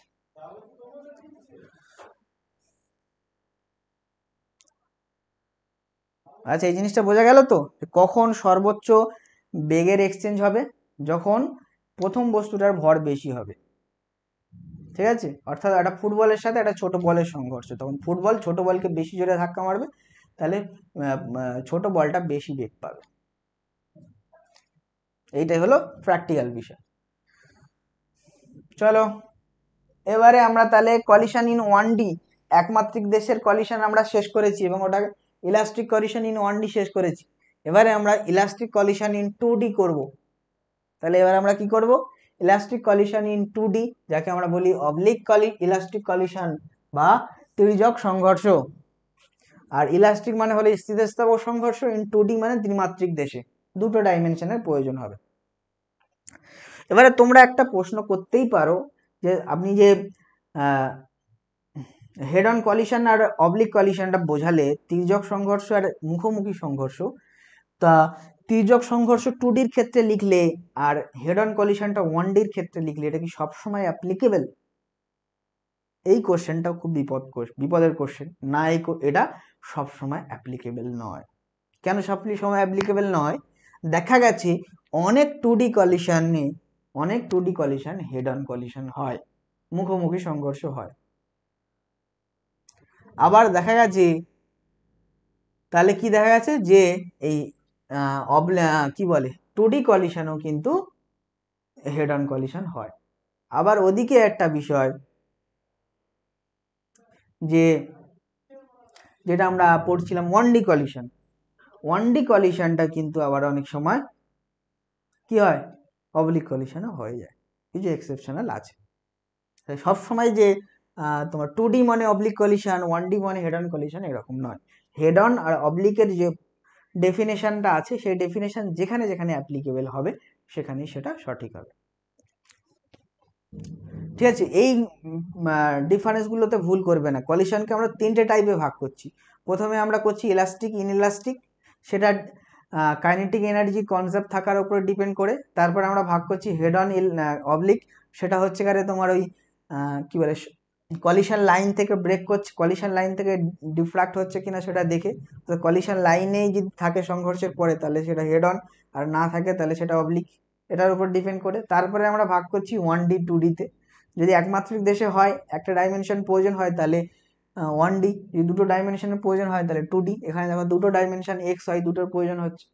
এইগুলো বিষয়, এই ভাগটার ভিতরে এলোমেলো করলে হবে না। এখানে অনেক জিনিস একসাথে মাথায় রাখতে হবে এই কলিশনে, কিন্তু এখানে গুলিয়ে ফেললে হবে না, আস্তে আস্তে করে প্রত্যেকটা জিনিস বুঝতে হবে।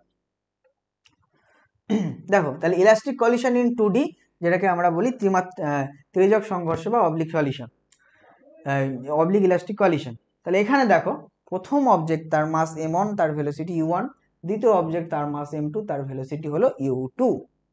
বোঝা গেল? এবারে স্বাভাবিকভাবে এরা সংঘর্ষ করলে u1 গ্রেটার দ্যান u2 হতে হবে, একদম রাইট আছে। কিন্তু এখানটায় দেখো একটা স্ট্রেট লাইন বরাবর এরা দুজনই যাচ্ছে, এখানে কোনো ওয়াই অ্যাক্সিস নেই, তাহলে কেন এটাকে 2D বললে? দেখো গল্পটা দেখো, এরপরে কলিশনটা হলো আগের বারে দেখো কলিশনের পরপর এরকম, কলিশনের পরে তারা কিন্তু সোজা যাচ্ছিল, একই লাইনে ছিল, একই কলিশন লাইনে ছিল, সেই জন্য হেড অন কলিশন। এবারে দেখো এরা কিন্তু আলাদা, এই কলিশন লাইনে না গিয়ে এই দিকে যাচ্ছে, একটা এই দিকে যাচ্ছে, একটা এই দিকে যাচ্ছে। কি হলো, একটা এই দিকে যাচ্ছে, একটা এই দিকে যাচ্ছে, এরকম ভাবে না গিয়ে। তাহলে কি এটার এক্সাম্পলটা কি? ওই যে আমি বললাম ক্যারামের এক্সাম্পলটা, এটা তোমার স্ট্রাইকার, এটা তোমার গুটি, তুমি মারলে তোমার গুটিটা এইদিকে গেল, স্ট্রাইকারটা এইদিকে গেল, এটাও একটা যেমন হয়। আবার এটা তোমার স্ট্রাইকার, এটা তোমার গুটি, তুমি গুটি দিয়ে মারলে, স্ট্রাইকার দিয়ে মারলে সোজা চলে গেল, সোজা গিয়ে তোমার ফাইন হয়ে গেল, এটাকে বলে ফাইন, দুটোই একই পকেটে চলে গেল সোজা, ওটা হলো হেড অন কলিশন। আচ্ছা, এবারে দেখো তাহলে আফটার কলিশন, কলিশনের পরে, সংঘর্ষের পরে প্রথম যে বস্তুটা ছিল সে যে বেগটা পেলো সেটা হলো v1, আর দ্বিতীয় বস্তু যে বেগটা পেলো সেটা হলো v2। তাহলে v1 হলো এই দিকে আর v2 হলো এই দিকে, খুবই ভালো। এবারে দেখো এই v1 এই কলিশন লাইন যেটা ছিল তার সাথে যে কোণ করলো সেটা হলো θ1, আর v2টা কলিশন লাইনের সাথে যে কোণ করলো সেটা হলো θ2। ঠিক আছে, খুবই ভালো। এবারে একটা টার্ম আমরা ইউজ করেছি বি কে বলা হয় ইম্প্যাক্ট প্যারামিটার। ইম্প্যাক্ট প্যারামিটার কি?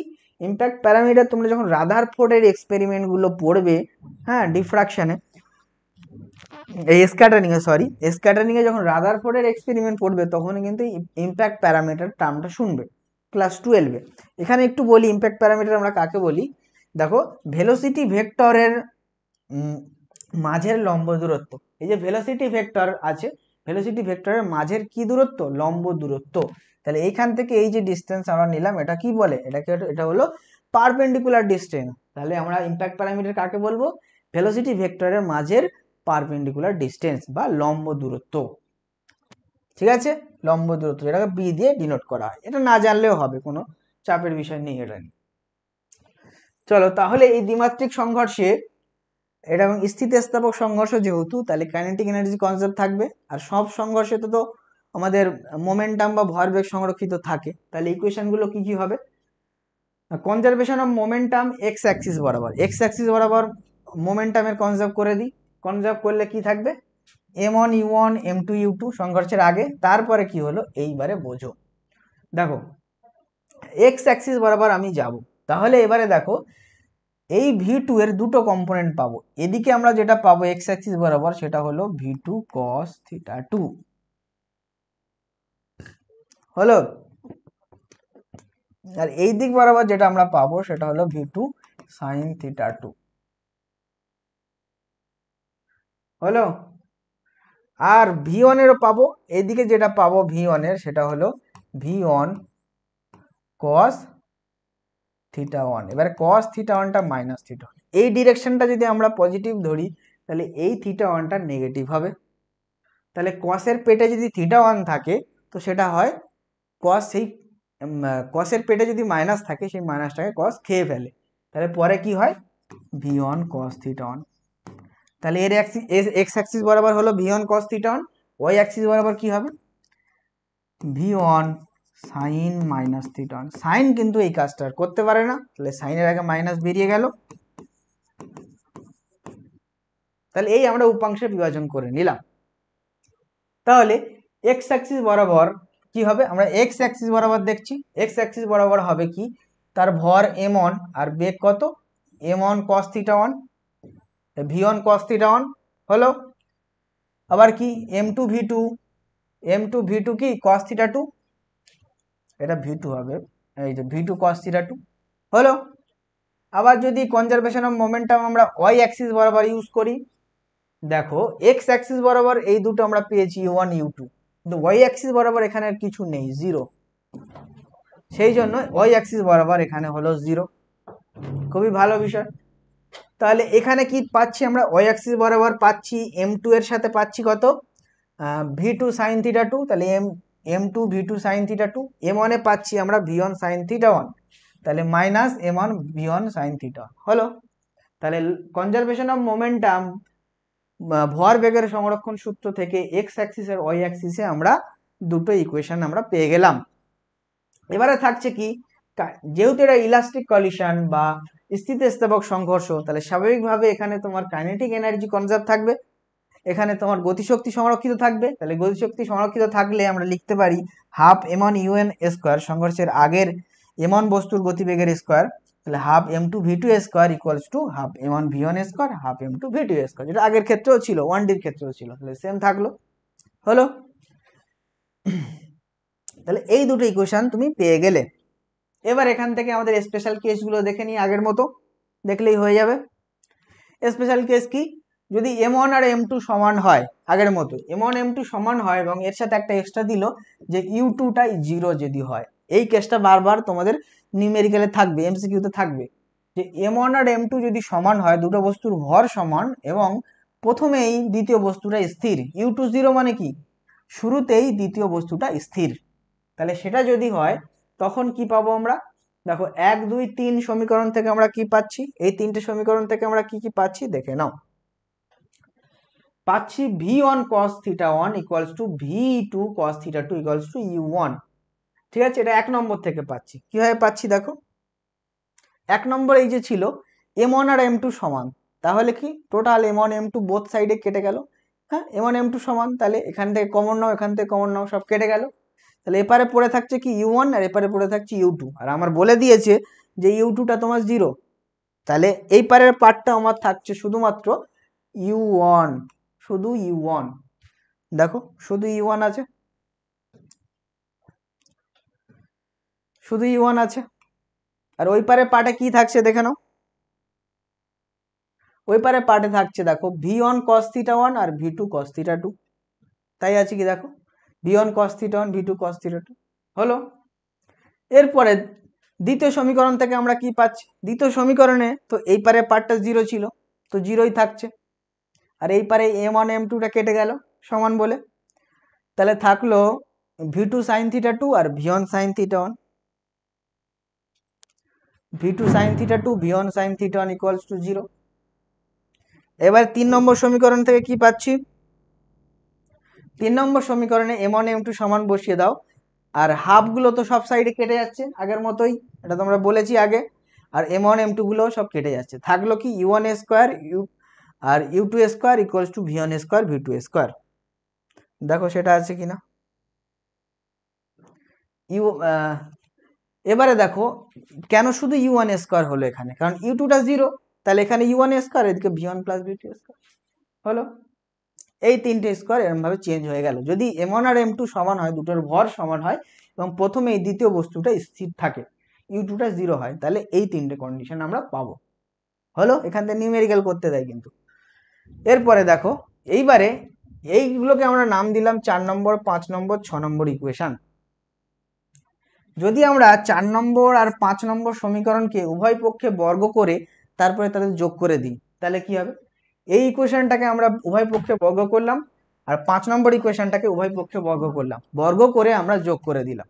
তাহলে বর্গ করো, এটার বর্গ করলে আমরা পাচ্ছি কি, এটার বর্গ করে এপারে পাচ্ছি এইটার হোল স্কয়ার আর এদিকে u1 স্কয়ার, তাহলে আমরা পাচ্ছি u1 স্কয়ার,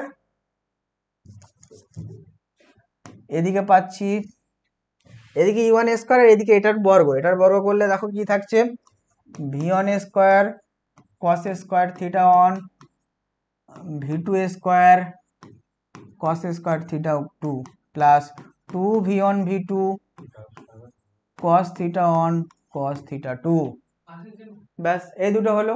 আর এদিকে তোমার থাকছে u1 স্কয়ার হলো। এবারে এটাকে স্কয়ার করো, এটাকে স্কয়ার করলে হবে v2 square sin square theta 2 plus v1 square sin square theta 1 equals to কত, minus 2v1 v2 sin theta 1 sin theta 2 equals to 0। এই দুটো আমি পেলাম। এবারে এই দুটোকে স্কয়ার করেছি, এবারে কি করতে হবে, বর্গ করে যোগ করো, তাহলে যোগ করে দাও, ব্যাস যোগ করে দাও। যোগ করলে কি দাঁড়াচ্ছে, এদিকে দাঁড়াচ্ছে শুধু u1 স্কয়ার, ঠিক আছে, আর এদিকে দাঁড়াচ্ছে কত,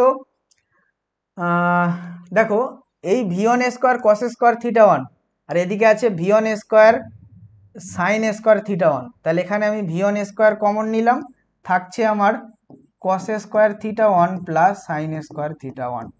আমরা জানি cos square theta 1 plus sin square theta 1 মানে কি হয়, 1 হয় না, তাহলে এই ভ্যালুটার জায়গায় আমরা লিখবো রিপ্লেস করে 1, তাহলে এখানে আমরা লিখে দিলাম v1 স্কয়ার। আবার v2 স্কয়ার কমন নাও, v2 স্কয়ারে আছে cos স্কয়ার থিটা 2 আর এদিকে আছে v2 স্কয়ারে sin স্কয়ার থিটা 2, আবার ওটার ভ্যালু 1 হবে, তাহলে আমরা লিখতে পারি v1 square plus v2 square. এবারে বাকি থাকলো এই দুটো টার্ম, এই দুটো টার্মে আমরা কমন পাচ্ছি 2v1 v2, তাহলে আমরা প্লাস নিয়ে কমন নিলাম 2v1 v2, তাহলে এদিকে পড়ে থাকছে কত, cos theta 1 cos theta 2 minus sin theta 1 sin theta 2, আর এদিকে তো তোমার u1 স্কয়ারই থাকছে। হলো, এইবারে বলো এইটা একটা তোমাদের ত্রিকোণমিতির জানাশোনা একটা সূত্র, কি সূত্র, তোমরা এবারেই ক্লাস 11-এ পড়বে এই সূত্রটা, অলরেডি পড়েও ফেলেছো অনেকেই, ম্যাথে যারা, ম্যাথে তো প্রথম ত্রিকোণমিতি দিয়েই শুরু হয়, তার মানে এই কোয়েশ্চেনটা তোমরা আরামেই পড়ে ফেলেছো। তাহলে এটা কোন সূত্র, এটা হলো cos m প্লাস b এর সূত্র না, এটা কিসের সূত্র, cos a প্লাস b এর সূত্র। তাহলে তুমি বসাও এখানে cos থিটা 1 প্লাস থিটা 2, হলো, দেখো বুঝতে পারছো কিনা দেখো, তাহলে এটা cos a মাইনাস b এর এই a প্লাস b এর সূত্র। তাহলে a কি, এখানে থিটা 1 আর b হলো থিটা 2, তাহলে এখান থেকে আমরা পেলাম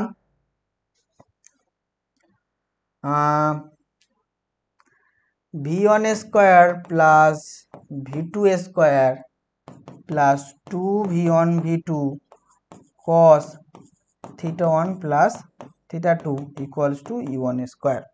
এবারে দেখো অলরেডি আমরা এটা জানি v1 square plus v2 square equals to u1 square. তাহলে v1 v2 স্কোয়ারের জায়গায় আমরা যদি u1 স্কোয়ার দিয়ে রিপ্লেস করে দিলাম, তাহলে এই u1 স্কোয়ার আর এই u1 স্কোয়ার কেটে গেল, বা সরি এই u1 স্কোয়ার কেটে গেল। তাহলে এখানে পড়ে থাকলো কি, পড়ে থাকলো 2v1 v2 cos θ1 θ2 equals to 0। যেহেতু v1 আর v2 জিরো হওয়া পসিবল নয় এবং টুটাও জিরো হওয়া পসিবল নয়, কারণ এরা ভেলোসিটি, তাই এই টার্মটা জিরো হবে। এবারে কসের কত মান জিরো হয় আমরা জানি, কস 90 ডিগ্রি হলে জিরো হয়। তাহলে এখান থেকে আমরা বলতে পারি cos θ1 plus θ2 equals to 90 degree, cos 90 degree. তাহলে এখান থেকে আমাদের ভ্যালু বেরিয়ে আসলো θ1 প্লাস θ2 ইকুয়ালস টু 90 ডিগ্রি। তাহলে এখান থেকে আমাদের ভ্যালু বেরিয়ে আসলো θ1 প্লাস θ2 ইকুয়ালস টু 90 ডিগ্রি। 90 ডিগ্রিকে আমরা π/2 হিসাবে লিখতে পারি, 180/2। তাহলে এইটা আমরা এইভাবে পেয়েছি, বোঝা গেল? এটা আমরা কিভাবে পেয়েছি, এইভাবে পেয়েছি। এইবারে চলো তাহলে আমরা 1D এবং 2D দুটোর ক্ষেত্রেই ইলাস্টিক কলিশনে দেখে নিলাম। তাহলে ইলাস্টিক কলিশনও দেখে নিলাম, 1D আর 2D ক্ষেত্রেও দেখে নিলাম। এবারে আমরা ইলাস্টিক কলিশন ছাড়া আর যে ক্লাসিফিকেশনটা ছিল, যেটাকে বলা হয় ইনইলাস্টিক কলিশন, সেগুলো আমরা দেখে নিই। তাহলে কমপ্লিট হয়ে যাবে আমাদের কাজ। তাহলে এরপরে দেখো পূর্ণ স্থিতিস্থাপক সংঘর্ষ, পূর্ণ অস্থিতিস্থাপক সংঘর্ষ, এটা অ হবে। তাহলে পূর্ণ অস্থিতিস্থাপক সংঘর্ষ বা ইংরেজিতে বলে পারফেক্টলি ইনইলাস্টিক কলিশন, এটা আমরা কাকে বলবো? তাহলে দেখো এখানে একটা টার্ম ইউজ করা হয়েছে পূর্ণ বা পারফেক্টলি, মানে সম্পূর্ণভাবে ইনইলাস্টিক, সম্পূর্ণভাবে ইনইলাস্টিক। এটা কখন হবে? এটা মনে রাখার আগে একটা এক্সাম্পল তোমরা দেখো।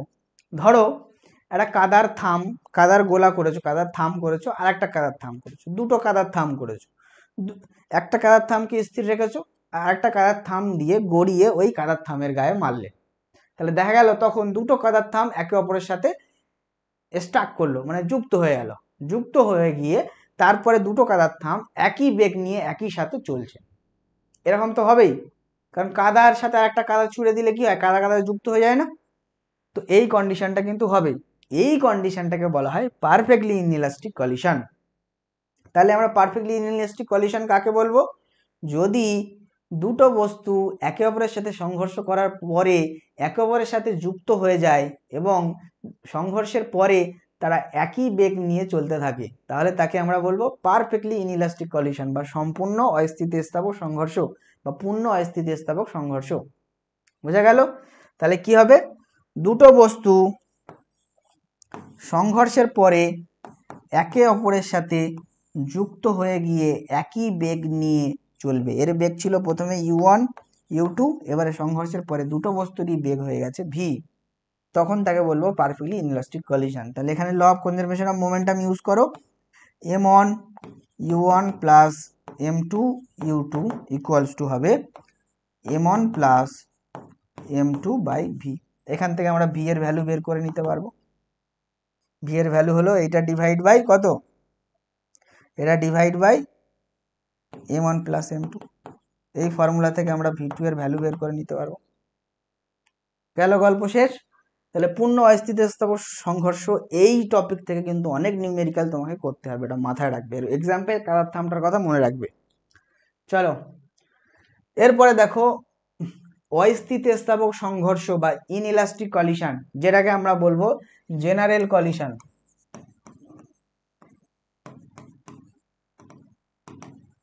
বা সাধারণ সংঘর্ষ। তাহলে সাধারণ আমরা যে সংঘর্ষগুলো দেখি সেগুলো সব ইনইলাস্টিক কলিশন। মানে এখানে কি হয়, এখানে কনজারভেশন অফ মোমেন্টাম তো অ্যাপ্লিকেবল হয়, অর্থাৎ ভরবেগ সংরক্ষিত থাকে, কিন্তু গতিশক্তি সংরক্ষিত থাকে না। গতিশক্তির কিছু অংশ অপচয় হয়, সাম লস্ট অফ কাইনেটিক এনার্জি, কিছু লস্ট হবে কাইনেটিক এনার্জি। তো সেই জন্য আমরা দেখি যে আমাদের ইন জেনারেলি দেখা সমস্ত সংঘর্ষগুলোর ক্ষেত্রেই কিছু না কিছু কাইনেটিক এনার্জি লস্ট কিন্তু হয়। সেই জন্য অধিকাংশ কলিশনগুলো এই ক্যাটাগরির ভিতরে পড়ে, তাই এই জন্য একে বলা হয় জেনারেল কলিশন বা অস্থিতিস্থাপক সংঘর্ষ। এবং এর যে কত কাইনেটিক এনার্জি লস্ট হয়েছে সেটা আমরা একটা ইকুয়েশন থেকে বের করতে পারবো, সেটা পরে গিয়ে আমরা জানাচ্ছি। এরপরে চলো কোএফিসিয়েন্ট অফ রেস্টিটিউশন বা বলা হয় সংঘর্ষ গুণাঙ্ক বা স্থিতিস্থাপক গুণাঙ্ক, যাকে ই দিয়ে ডিনোট করা হয়। আমরা বলেছিলাম না যে ভেলোসিটি অফ সেপারেশন আর ভেলোসিটি অফ অ্যাপ্রোচ যেটা আগে দেখলাম প্রথমে, ওটা কিন্তু আমাদের রেস্টিটিউশন পড়ার সময় কাজে লাগবে, অর্থাৎ সংঘর্ষ গুণাঙ্ক বা স্থিতিস্থাপক গুণাঙ্ক পড়ার সময় কাজে লাগবে। দেখো কিভাবে কাজে লাগছে। আমরা এটাকে কি দিয়ে ডিনোট করব? স্মল ই, স্মল লেটার ই দিয়ে ডিনোট করব সংঘর্ষ গুণাঙ্ক বা স্থিতিস্থাপক গুণাঙ্ককে, যাকে ইংরেজিতে বলে কোএফিসিয়েন্ট অফ রেস্টিটিউশন। তাহলে ই ইকুয়ালস টু আমরা কি লিখবো? যে ওপরে আমরা যেটা পেয়েছিলাম, যে ইকুয়েশনটা প্রথমেই পেয়েছিলাম, এই ইকুয়েশনটা সবার প্রথমে পেলাম না, এটাকে আমরা বললাম রিলেটিভ ভেলোসিটি অফ সেপারেশন, এটাকে বললাম রিলেটিভ ভেলোসিটি অফ অ্যাপ্রোচ। তো এই দুটোর রেশিওকেই বলা হয় সংঘর্ষ গুণাঙ্ক। কি সোজা গল্প, v2 minus v1 divide by u1 minus u2, এই রেশিওকে বলা হয় সংঘর্ষ গুণাঙ্ক বা কোএফিসিয়েন্ট অফ রেস্টিটিউশন। তাহলে v2 minus v1 divide by u1 minus u2, v2 minus v1 মানে রিলেটিভ ভেলোসিটি অফ সেপারেশন অর্থাৎ আপেক্ষিক আগমন বেগ, আর u1 মাইনাস আপেক্ষিক অপসারণ বেগ, আর u1 মাইনাস u2 হলো আপেক্ষিক কি আগমন বেগ। বাংলাগুলো কি ছিল দেখে নাও সবার প্রথমে। বাংলাটা কি ছিল? আপেক্ষিক অপসারণ বেগ, সেপারেশন মানে অপসারণ বেগ, আর অ্যাপ্রোচ মানে আগমন বেগ। তাহলে অপসারণ আর আগমন, তাহলে রিলেটিভ ভেলোসিটি অফ সেপারেশন হলো অপসারণ বেগ, আপেক্ষিক অপসারণ বেগ, আর রিলেটিভ ভেলোসিটি অফ অ্যাপ্রোচ হলো আপেক্ষিক আগমন বেগ। তোমরা নাম শুনেই বুঝতে পারছো, সেপারেশন মানে একে অপর থেকে দূরে যাওয়া, অ্যাপ্রোচ মানে একে অপর থেকে কাছে যাওয়া। কেন কাছে যায় দূরে যায় সেটা তো আগে আলোচনা করেছি। চলো এরপরে দেখো, তাহলে এই ই এর ভ্যালু অর্থাৎ সংঘর্ষ গুণাঙ্ক বা তোমার কোএফিসিয়েন্ট অফ রেস্টিটিউশনের ভ্যালু কোন কলিশনের ক্ষেত্রে কি হয় সেটা আমরা দেখবো এবারে। তাহলে প্রথম নাম্বার 1, পারফেক্ট ইলাস্টিক কলিশন, সম্পূর্ণ স্থিতিস্থাপক সংঘর্ষ, পারফেক্ট ইলাস্টিক, তখন ই এর ভ্যালু হয় 1, কারণ সম্পূর্ণ স্থিতিস্থাপক সংঘর্ষে আমরা জানি যে এই ইকুয়েশনটা হয়। তাহলে এই ইকুয়েশনটা হলে উপরে নিচে এই দুটো যদি সমান হয়, কেটে কেটে গিয়ে ই এর ভ্যালু কত থাকে? 1 থাকে না? সেজন্য সম্পূর্ণ স্থিতিস্থাপক সংঘর্ষে ই এর ভ্যালু হবে 1। তারপরে দেখো perfect inelastic collision, perfect inelastic কলিশনে আমরা জানি যে বস্তু দুটো একসাথে জুড়ে যায় এবং তাদের ভেলোসিটি একই হয়ে যায় সংঘর্ষের পরে। তাহলে v2 মাইনাস v1 এই যেটা হলো, এটা কি হবে এবারে? দেখো দুটোর ভেলোসিটি একই হয়ে যায়, তাহলে v1 আর v2 যেটা ছিল সেই দুটো কি হবে? সমান হয়ে যাবে। তাহলে সমান হলে এই বিয়োগফলটা কি হবে? 0 হবে। তাহলে আমার এই উপরের পার্টটা যদি 0 হয়ে যায় তাহলে ই এর ভ্যালু কত হবে? 0 হবে। সেজন্য পারফেক্ট ইনইলাস্টিক কলিশনে ই এর ভ্যালু 0, অর্থাৎ সম্পূর্ণ অস্থিতিস্থাপক সংঘর্ষ, যখন কাদার থামের যে এক্সাম্পলটা দিলাম সেটার ক্ষেত্রে ই এর মান কি হবে? 0। তারপরে চলো যেটা আমাদের general condition, inelastic or general condition, এই যে কন্ডিশনটা যেটা আমাদের সবসময় দেখা যায় সেটার ভ্যালু কিন্তু 1-এর থেকে কম এবং 0-এর থেকে বেশি। যেটা আমাদের দেখো elastic collision, perfect elastic collision সেটা 1, এবং পারফেক্ট ইনইলাস্টিক কলিশন সেটা হলো 0। তাহলে এটা জেনারেল কলিশন, তাহলে এর ভ্যালু কিন্তু 1-এর থেকে 1 নয় বা 0ও নয়, 1-এর থেকে কম এবং 0-এর থেকে বেশি, এই রেঞ্জের ভিতরে হবে। তাহলে আমাদের ন্যাচারালি যে কলিশনগুলো আমরা আশেপাশে দেখবো, যাই দেখবো তার রেঞ্জ কিন্তু 0-এর থেকে কম, 0-এর থেকে বেশি এবং 1-এর থেকে কম, এই রেঞ্জের ভিতরে থাকবে। হলো? চলো এরপরে চলো, আর একটুখানি বাকি আছে তোমাদের। এবারে আমরা এই যে কলিশনটা পুরো পড়ে নিলাম, তাহলে কলিশন সমস্ত টাইপের পড়ে নিলাম, elastic, inelastic, 1D 2D, head on, oblique, যা ছিল সব করে ফেললাম। ঠিক আছে, এবারে আমরা কিছু স্পেশাল কেস দেখব। কিছু স্পেশাল কেস দেখলে আমাদের গল্প শেষ। ঠিক আছে, আর এই একটা জিনিস পড়তে হবে, ইনইলাস্টিক কলিশন ইন 2D, এই দুটো জিনিস আমাদের পড়লে শেষ। দেখো some important point about inelastic collision. তাহলে ইলাস্টিক কলিশনের খুব ডিটেলসে আমরা পড়েছি, এবার ইনইলাস্টিক কলিশনের কিছু ইম্পর্টেন্ট টপিক আমরা এখানে দেখব। কি কি দেখো, যদি এম ভরের একটি বস্তুকে এইচ উচ্চতা থেকে পৃথিবী পৃষ্ঠে ফেলা হয়, তাহলে কি এম ভরের একটা বস্তুকে এইচ উচ্চতা থেকে, এম ভরের একটা বস্তুকে এইচ উচ্চতা থেকে কি হয়? পৃথিবী পৃষ্ঠে ফেলা হয়, এবং যেহেতু পৃথিবী পৃষ্ঠ বিশাল তাই পৃথিবীর প্রাথমিক আর অন্তিম বেগ, পৃথিবীর বেগ কি 0 ধরবো আমরা। তাহলে তখন কি হবে, নাম্বার 1 n তম সংঘর্ষের পর তার বেগ কত হবে। এবারে এইগুলো বলি। ধরো উপর থেকে m ভরে একটা বস্তুকে আমরা h উচ্চতা থেকে নিচে ফেলছি, তাহলে সে এখানে আসলো, সংঘর্ষ করলো, আবার উপরে উঠবে। ধরো পুরোটা উঠতে পারলো না, কিছুটা উঠলো, আবার এখান থেকে নিচে নামবে, আবার উঠবে, কিছু আর একটু কমে গেল, আবার নিচে নামবে, আবার উঠবে। এটার উদাহরণ কি? উদাহরণ হলো ওপর থেকে তুমি একটা বলকে ফেলো, ডগ বল যেটাকে বলে, ডগ বল বা পিং পং বল যাই বলো, ফেলো, এখান থেকে ফেলো, ডব দিল, ডব দিয়ে এই উচ্চতা পর্যন্ত উঠলো, পুরোটা উঠতে পারলো না আর, তারপর ফের ডব দিল, এই উচ্চতা পর্যন্ত উঠলো, তারপর আবার ডব দিল, এই উচ্চতা পর্যন্ত উঠলো। এরকম হতে হতে সে একেবারে থেমে যাবে, একটা সময় ডব খেতে খেতে খেতে থেমে যাবে। এই উদাহরণটা আমরা এখন দেখবো, এটাকে একটা স্পেশাল কেস বলা হয়। তাহলে কি, এম ভরের একটি বস্তুকে যদি এইচ উচ্চতা থেকে পৃথিবী পৃষ্ঠে ফেলা হয়, যেহেতু পৃথিবী বিশাল তাই পৃথিবীর বেগকে আমরা 0 ধরছি। তাহলে এইবারে দেখো প্রত্যেকবার যে ডব দিল, সেই প্রত্যেকবার ডব দেওয়াতে সে পৃথিবীর সাথে ওই বলটা সংঘর্ষ করলো। যেহেতু পৃথিবীটা বিশাল তাই পৃথিবী সরে যাচ্ছে না, পৃথিবীর বেগ 0, কিন্তু ও নিজে সরে যাচ্ছে। তাহলে প্রত্যেকবার ডব দেওয়া, ওই বলটা প্রত্যেকবার যখনই ডব দিল, প্রত্যেকবারকে আমরা একটা সংঘর্ষ পাবো পৃথিবীর সাথে। এবং প্রথম সংঘর্ষকে বলবো প্রথম সংঘর্ষ, তারপরে দ্বিতীয়, তারপরে তৃতীয়, এরকম ভাবে n তম সংঘর্ষ হবে এবং m তম সংঘর্ষের পরে সে স্থির হয়ে যাবে। ঠিক আছে, তাহলে n তম সংঘর্ষে সে যে n তম সংঘর্ষের পর তার বেগ কত হবে সেটা বের করার জন্য আমরা, তার ফর্মুলা হবে n তম সংঘর্ষে তার বেগ vn, সেটা হবে e⁻n√2gh। তার g এর মান হাইট আর √2 আর e⁻n, ইটা কি আমরা একটু আগেই পড়লাম, ই হলো আমাদের সংঘর্ষ গুণাঙ্ক। যদি স্থিতিস্থাপক সংঘর্ষ হয় ই এর মান হবে 1, যেহেতু এটা অস্থিতিস্থাপক সংঘর্ষ তাহলে ই এর মান 0 থেকে 1 এর ভিতরে একটা হবে, সেটা তোমার বলে দেওয়া থাকবে। তাহলে n তম সংঘর্ষের পর তার বেগ কত হয়, vn e⁻n√2gh হলো। তারপরে দেখো n তম সংঘর্ষের পর সে যে উচ্চতা উঠবে সেটা আমরা বের করব hn দিয়ে, তার ফর্মুলা হবে e⁻2n/h।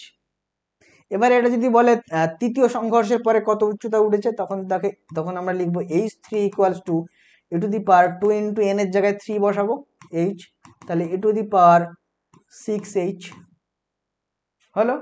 তাহলে এই ফর্মুলা জানা থাকলে আমরা প্রত্যেক সংঘর্ষের পরে যত তোমার কোশ্চেনে দেওয়া থাকবে সেই অনুযায়ী বের করে দিতে পারবো। তারপরে দেখো বস্তুটি থামার আগে অতিক্রান্ত দূরত্ব। আচ্ছা, থামার প্রসেসটা দেখো, প্রথমে এই উচ্চতা থেকে নিচে নামলো, সংঘর্ষ করলো, এই উচ্চতা উঠলো, আবার এখান থেকে নিচে নামবে, আবার এখানে আসলো, আবার উঠলো, এই উচ্চতা উঠলো, আবার নিচে নামলো, আবার এখান থেকে এই উচ্চতা উঠলো, এরকম ভাবে কন্টিনিউ হবে। তাহলে প্রথমে একবার সে নিচে নামলো, তারপরের প্রসেসটা দেখো, উঠবে একটা উচ্চতা, এর থেকে কম উচ্চতা, সেটা আবার নিচে নামবে, আবার এখান থেকে দেখো উঠবে, আবার নিচে নামবে। তাহলে প্রথমে একবার হলো, তারপরে প্রসেসগুলো দুবার হলো। এই টোটালটা যদি আমরা যোগ করি, যতক্ষণ স্থির হচ্ছে ততক্ষণ কত দূরত্ব সে ওঠানামা করলো, সেটা হবে s = h/(1 + e², 1 - e²। ই হলো কি কোএফিসিয়েন্ট অফ রেস্টিটিউশন বা সংঘর্ষ গুণাঙ্ক। ঠিক আছে, আর প্রথম সংঘর্ষের পরে যে হাইটটা উঠবে, ধরো এটা h1, সেটা কিভাবে বের করবো, এই ইকুয়েশন দিয়ে। প্রথম সংঘর্ষের পরে তার বেগ কত হবে, v এর মান, n এর মান 1 বসাও, পেয়ে যাবে তুমি বেগ কত হবে। তাহলে n এর মান 1 বসাও, তাহলে e⁻1√2gh, তাহলে e√2gh প্রথম সংঘর্ষের পরে বেগ। এরকম ভাবে আমরা বের করতে পারবো। ঠিক আছে, এরপরে চলো, বস্তুটি স্থির হওয়ার আগে টোটাল টাইম কত নেবে। থামার আগে যে অতিক্রান্ত দূরত্ব আমরা বের করলাম, একই প্রসেসে থামার আগে টাইম টোটাল কত নেবে, সেটা হবে √2h/g 1 + e 1 - e। ঠিক আছে, এই গেল 4টে টার্ম, এখান থেকে 4টে টার্ম বের করা। এরপরে কি আছে, এরপরে যদি m1 আর m2 ভরের দুটি বস্তুর প্রাথমিক বেগ, তাহলে m1 আর, এটা একটা অন্য কন্ডিশন, এই কন্ডিশন নয়, আর একটা স্পেশাল কেস। এই 4টে দেখো, এই 4টে একটা কেসের উপরেই বর্ণনা। এটা একটা দেখো, m1 আর m2 ভরের দুটি বস্তুর প্রাথমিক বেগ যদি u1 আর u2 হয়, ঠিক আছে, তাহলে loss of kinetic energy in collision, যেটা আমি বলছিলাম না, কাইনেটিক এনার্জি যেটা লস হবে সেটা কি ইকুয়েশন দিয়ে আমরা বের করব সেটা দেখে নাও। তাহলে যে কাইনেটিক এনার্জি লস হলো, ইনএলাস্টিক কলিশনে কাইনেটিক এনার্জি লস হয়, সেই লসটা আমরা কিভাবে বের করব? ডেল কে ইকুয়ালস টু হবে half m1 m2, m1 plus m2, তাহলে half m1 m2 divide by m1 plus m2 আর bracket of u1 minus u2 এর হোল স্কোয়ার আর 1 মাইনাস u স্কোয়ার। এইটা হলো ফর্মুলা। এবারে এটা যদি ইলাস্টিক কলিশন হতো তাহলে তো কাইনেটিক এনার্জি লস হয় না, তখন ইলাস্টিক কলিশনে কি হয়? ইলাস্টিক কলিশনে ই এর মান হয় 1, তাহলে ই এর মান এখানে 1 বসাও, 1 মাইনাস 1 মানে 0, তাহলে এই টোটাল পার্টটা হবে 0। তাহলে এখান থেকে আমরা বলে দিতে পারছি ইলাস্টিক কলিশনে kinetic energy loss del K equals to হয় 0। এবারে পারফেক্টলি ইনএলাস্টিক কলিশন দেখো, যেটা ই এর ভ্যালু 0 হয়, তাহলে এই পার্টটা কি হবে? 0। তাহলে এখানে 1 গুণ করা মানে একই থাকে, তাহলে পারফেক্টলি ইনএলাস্টিক কলিশনে ফর্মুলা দাঁড়াবে এখান থেকে এইটুকু, এই পার্টটা তো 0, এই পার্টটা তো 1, কারণ এর ভ্যালুটা 0 বসালে এখানে 1 থাকে। যেখানে মানে দুটো বস্তু একসাথে জুড়ে যায়, যে কেসটা পারফেক্টলি ইনএলাস্টিক কলিশন, সেখানে ই ইকুয়ালস টু কত হয়? 0 হয় না, তো 0 বসিয়ে দাও, 1 গুণ হলো এই পার্টটাই থাকে। ঠিক আছে, তাহলে এই হলো আমার এই ফর্মুলা। এইবারে তুমি বলবে যে তুমি এত ফর্মুলা তো লিখে দিলে, কিন্তু এই ফর্মুলাগুলো এসছে কিভাবে? তাহলে এই ফর্মুলা গুলো কিভাবে এসছে সেগুলো যদি বলতে চাই, কিন্তু ক্লাসটা আরো 1 ঘন্টা বেড়ে যাবে। তো সেই জন্য কিন্তু আমরা এখন বলছি না যে এইগুলো কিভাবে এসছে, কারণ এই চারটে, এই 1 2 3 4, এই চারটের মান বের করা এটা খুব জটিল ক্যালকুলেশন। এখানে তোমার জিওমেট্রিক্যাল জিপিএপি এর কাজে লাগবে, জিপিএপি কে কাজে লাগাতে হবে, দিয়ে এই জটিল ক্যালকুলেশন গুলো করতে হবে, এই ক্যালকুলেশনটাও। তাহলে আমরা এইগুলো কিভাবে এসছে, এই ইকুয়েশন গুলো, এই যে আমরা স্পেশাল কেস লিখলাম, সাম ইম্পর্টেন্ট পয়েন্ট, এই ইম্পর্টেন্ট পয়েন্টগুলো কিভাবে এসছে, ঠিক আছে, সেগুলোর উপরে একটা ভিডিও দেব, সেটা তোমরা দেখে নেবে। এবারে এই যে 4টে পয়েন্ট ছিল, এই 4টে পয়েন্ট ওপর থেকে ছুঁড়ে দেওয়া, এইটাকে একটা স্পেশাল টপিক বলে। সেটা তোমাদের বইতে দেখবে আছে, যে ওপর থেকে উলম্বভাবে যদি পৃথিবী পৃষ্ঠে কোনো কিছুকে ফেলে দেওয়া যায়, সেই সংঘর্ষের কেস, সেই সংঘর্ষের কেস আমরা দেখলাম, এবং প্রত্যেকটা রাশি বের করা আমরা দেখলাম।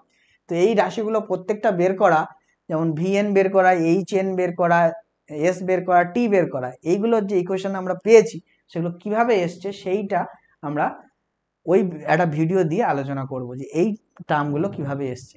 অর্থাৎ আমরা কি করব, একটা ভিডিও দেব ওই টপিকটার উপরে, যে টপিকটা এখানে ডিসকাস করলাম শর্টে, সেটা ওখানে ফুল ডিসকাস করব।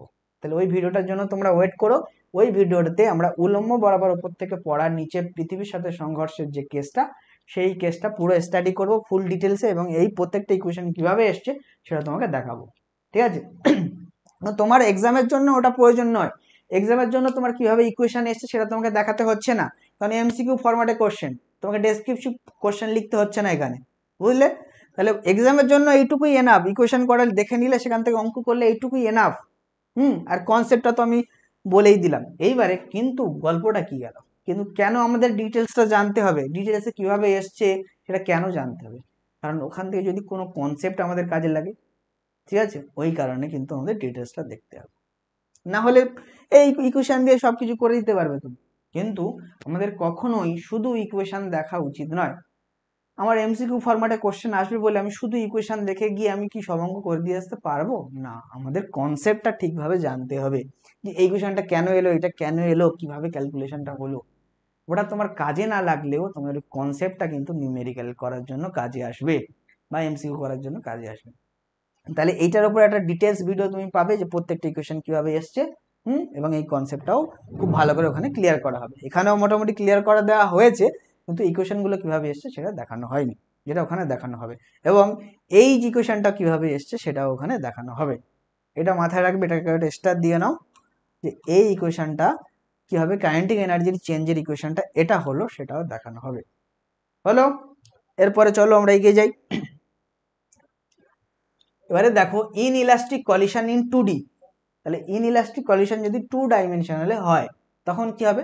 দেখো, যদি সংঘর্ষ গুণাঙ্ক ই হয়, তাহলে ভরবেগের সংরক্ষণ অনুযায়ী আমরা এখান থেকে কি বলতে পারি? দেখো, এটা 2D তে এম ভরের একটা বস্তু ইউ বেগে নিয়েছিল, এখানে সংঘর্ষ করলো পৃথিবীর সাথে, সংঘর্ষ করে ভি বেগ নিয়ে এম ভরের বস্তুটা বেরিয়ে গেল। হলো এটা প্রথমে উলম্বের সাথে আলফা থিটা কোণ করেছে, তারপরে উলম্বের সাথে আলফা কোণ করেছে। এই হলো কেস। তাহলে সংঘর্ষ গুণাঙ্ক যদি এখানে ই হয়, যেহেতু ইনইলাস্টিক কলিশন, সংঘর্ষ গুণাঙ্ক ই এর ভ্যালু 0 থেকে 1 এর ভিতরে হবে, তাহলে সংঘর্ষ গুণাঙ্ক যদি ই হয়, তাহলে ভরবেগের সংরক্ষণ সূত্র অনুযায়ী আমরা কি লিখতে পারি। এখানে একটা জিনিস বলি, যে আমরা যখন ইলাস্টিক কলিশন গুলো পড়ছিলাম তখন ই এর কোনো গল্পই ছিল না, কারণ আমরা জানি ইলাস্টিক কলিশনে ই এর ভ্যালু হয় 1, তাই ই এর সব জায়গায় আমরা 1 ইউজ করে দিচ্ছি, ওই জন্য ই আমাদের ইউজ করতেই হয়নি। কিন্তু ইনইলাস্টিক কলিশনে ই এর ভ্যালু 0 থেকে 1 ভিতরে থাকে, তাহলে একটা নির্দিষ্ট ভ্যালু আছে। সেই ভ্যালুটা কিন্তু সেই জন্য আমরা ই কে এরকম ভাবে লিখছি এখানে।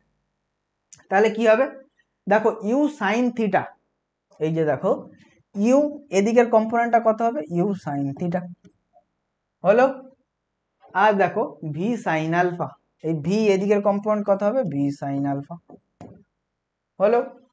এটা কোন ওয়াই অ্যাক্সিস বরাবর, এক্স অ্যাক্সিস বরাবর কত হবে, এক্স অ্যাক্সিস বরাবর দেখো ইউ কস থিটা আর V cos alpha, U cos theta V cos alpha. দেখো এইটার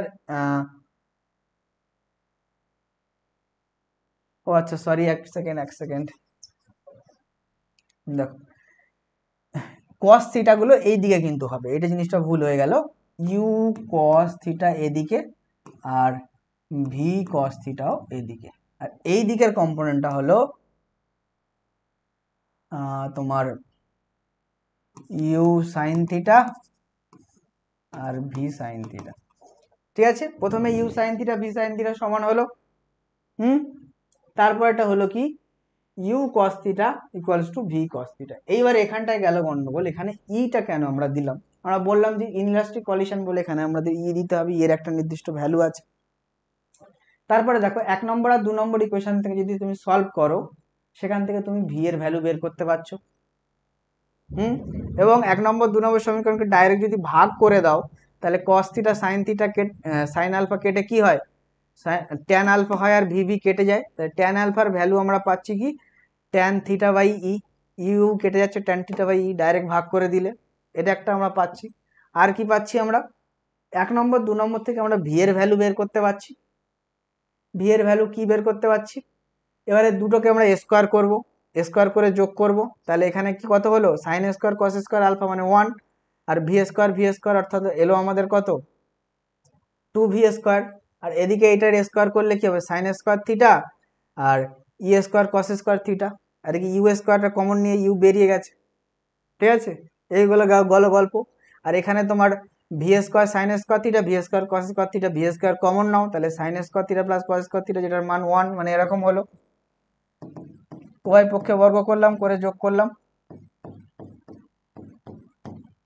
তাই তো। এখান থেকে ভি স্কোয়ার কমন নাও, তাহলে sine square alpha plus cos square alpha, যার মান 1, তাহলে ভি স্কোয়ার এদিকে থাকলো, আর এদিকে থাকলো তোমার ইউ স্কোয়ার কমন নাও, sine square theta plus E square cos square theta. এবার এখান থেকে ভি এর মান হবে রুট হলে এই রুট ইউটা বাইরে বেরিয়ে গেল, এটা রুট পড়লো, এখান থেকে এইগুলো এলো।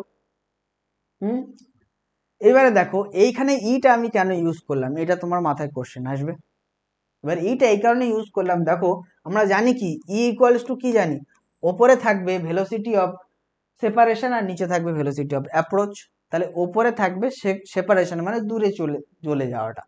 তাহলে দেখো এখান থেকে ই এর রেশিও আমরা কি পাচ্ছি, V cos alpha by U cos theta, তাই তো। দেখো এ এরকম ভাবে এখানে সংঘর্ষ করলো, সংঘর্ষের পরে দেখো সংঘর্ষের পরে যে বেগটা তার হলো, সেটা কত হলো, ভি কস থিটা, তাই তো। ও V cos alpha, sorry V cos alpha, তাহলে এটা কস আলফা লিখতে হবে আমাকে, হ্যাঁ এটা থিটা আছে, এটা হবে আলফা, এটা মিস্টেক হয়েছে, যাই হোক। দেখো তাহলে ই কত হলো, V cos alpha, V cos alpha কোন হবে, এ এখানে সংঘর্ষ করলো, সংঘর্ষের পরে তার বেগ কত হয়েছে, সেপারেশন বেগ কত হয়েছে, ভি কস আলফা উপরে থাকবে। আর আগমন বেগটা কত, আগমন বেগটা হলো V U cos theta, U cos theta আমরা বসিয়ে দিয়েছি। আর এটাই তো এখানে আমরা লিখেছি, দেখো এটা এখানে গুণ হলে কত, ই U cos theta, U cos theta, আর উপরে হলো ভি কস আলফা, সেইখান থেকে ওই ইকুয়েশনটা এসছে। বোঝা গেল? এবারে এগুলো আমরা কোন দিকে নিলাম, এগুলোর কোন দিকের কম্পোনেন্টটা নিলাম, এটার আমরা উলম্ব কম্পোনেন্টটা নিলাম, আর অনুভূমিক কম্পোনেন্টটার এখানটা নিলাম না।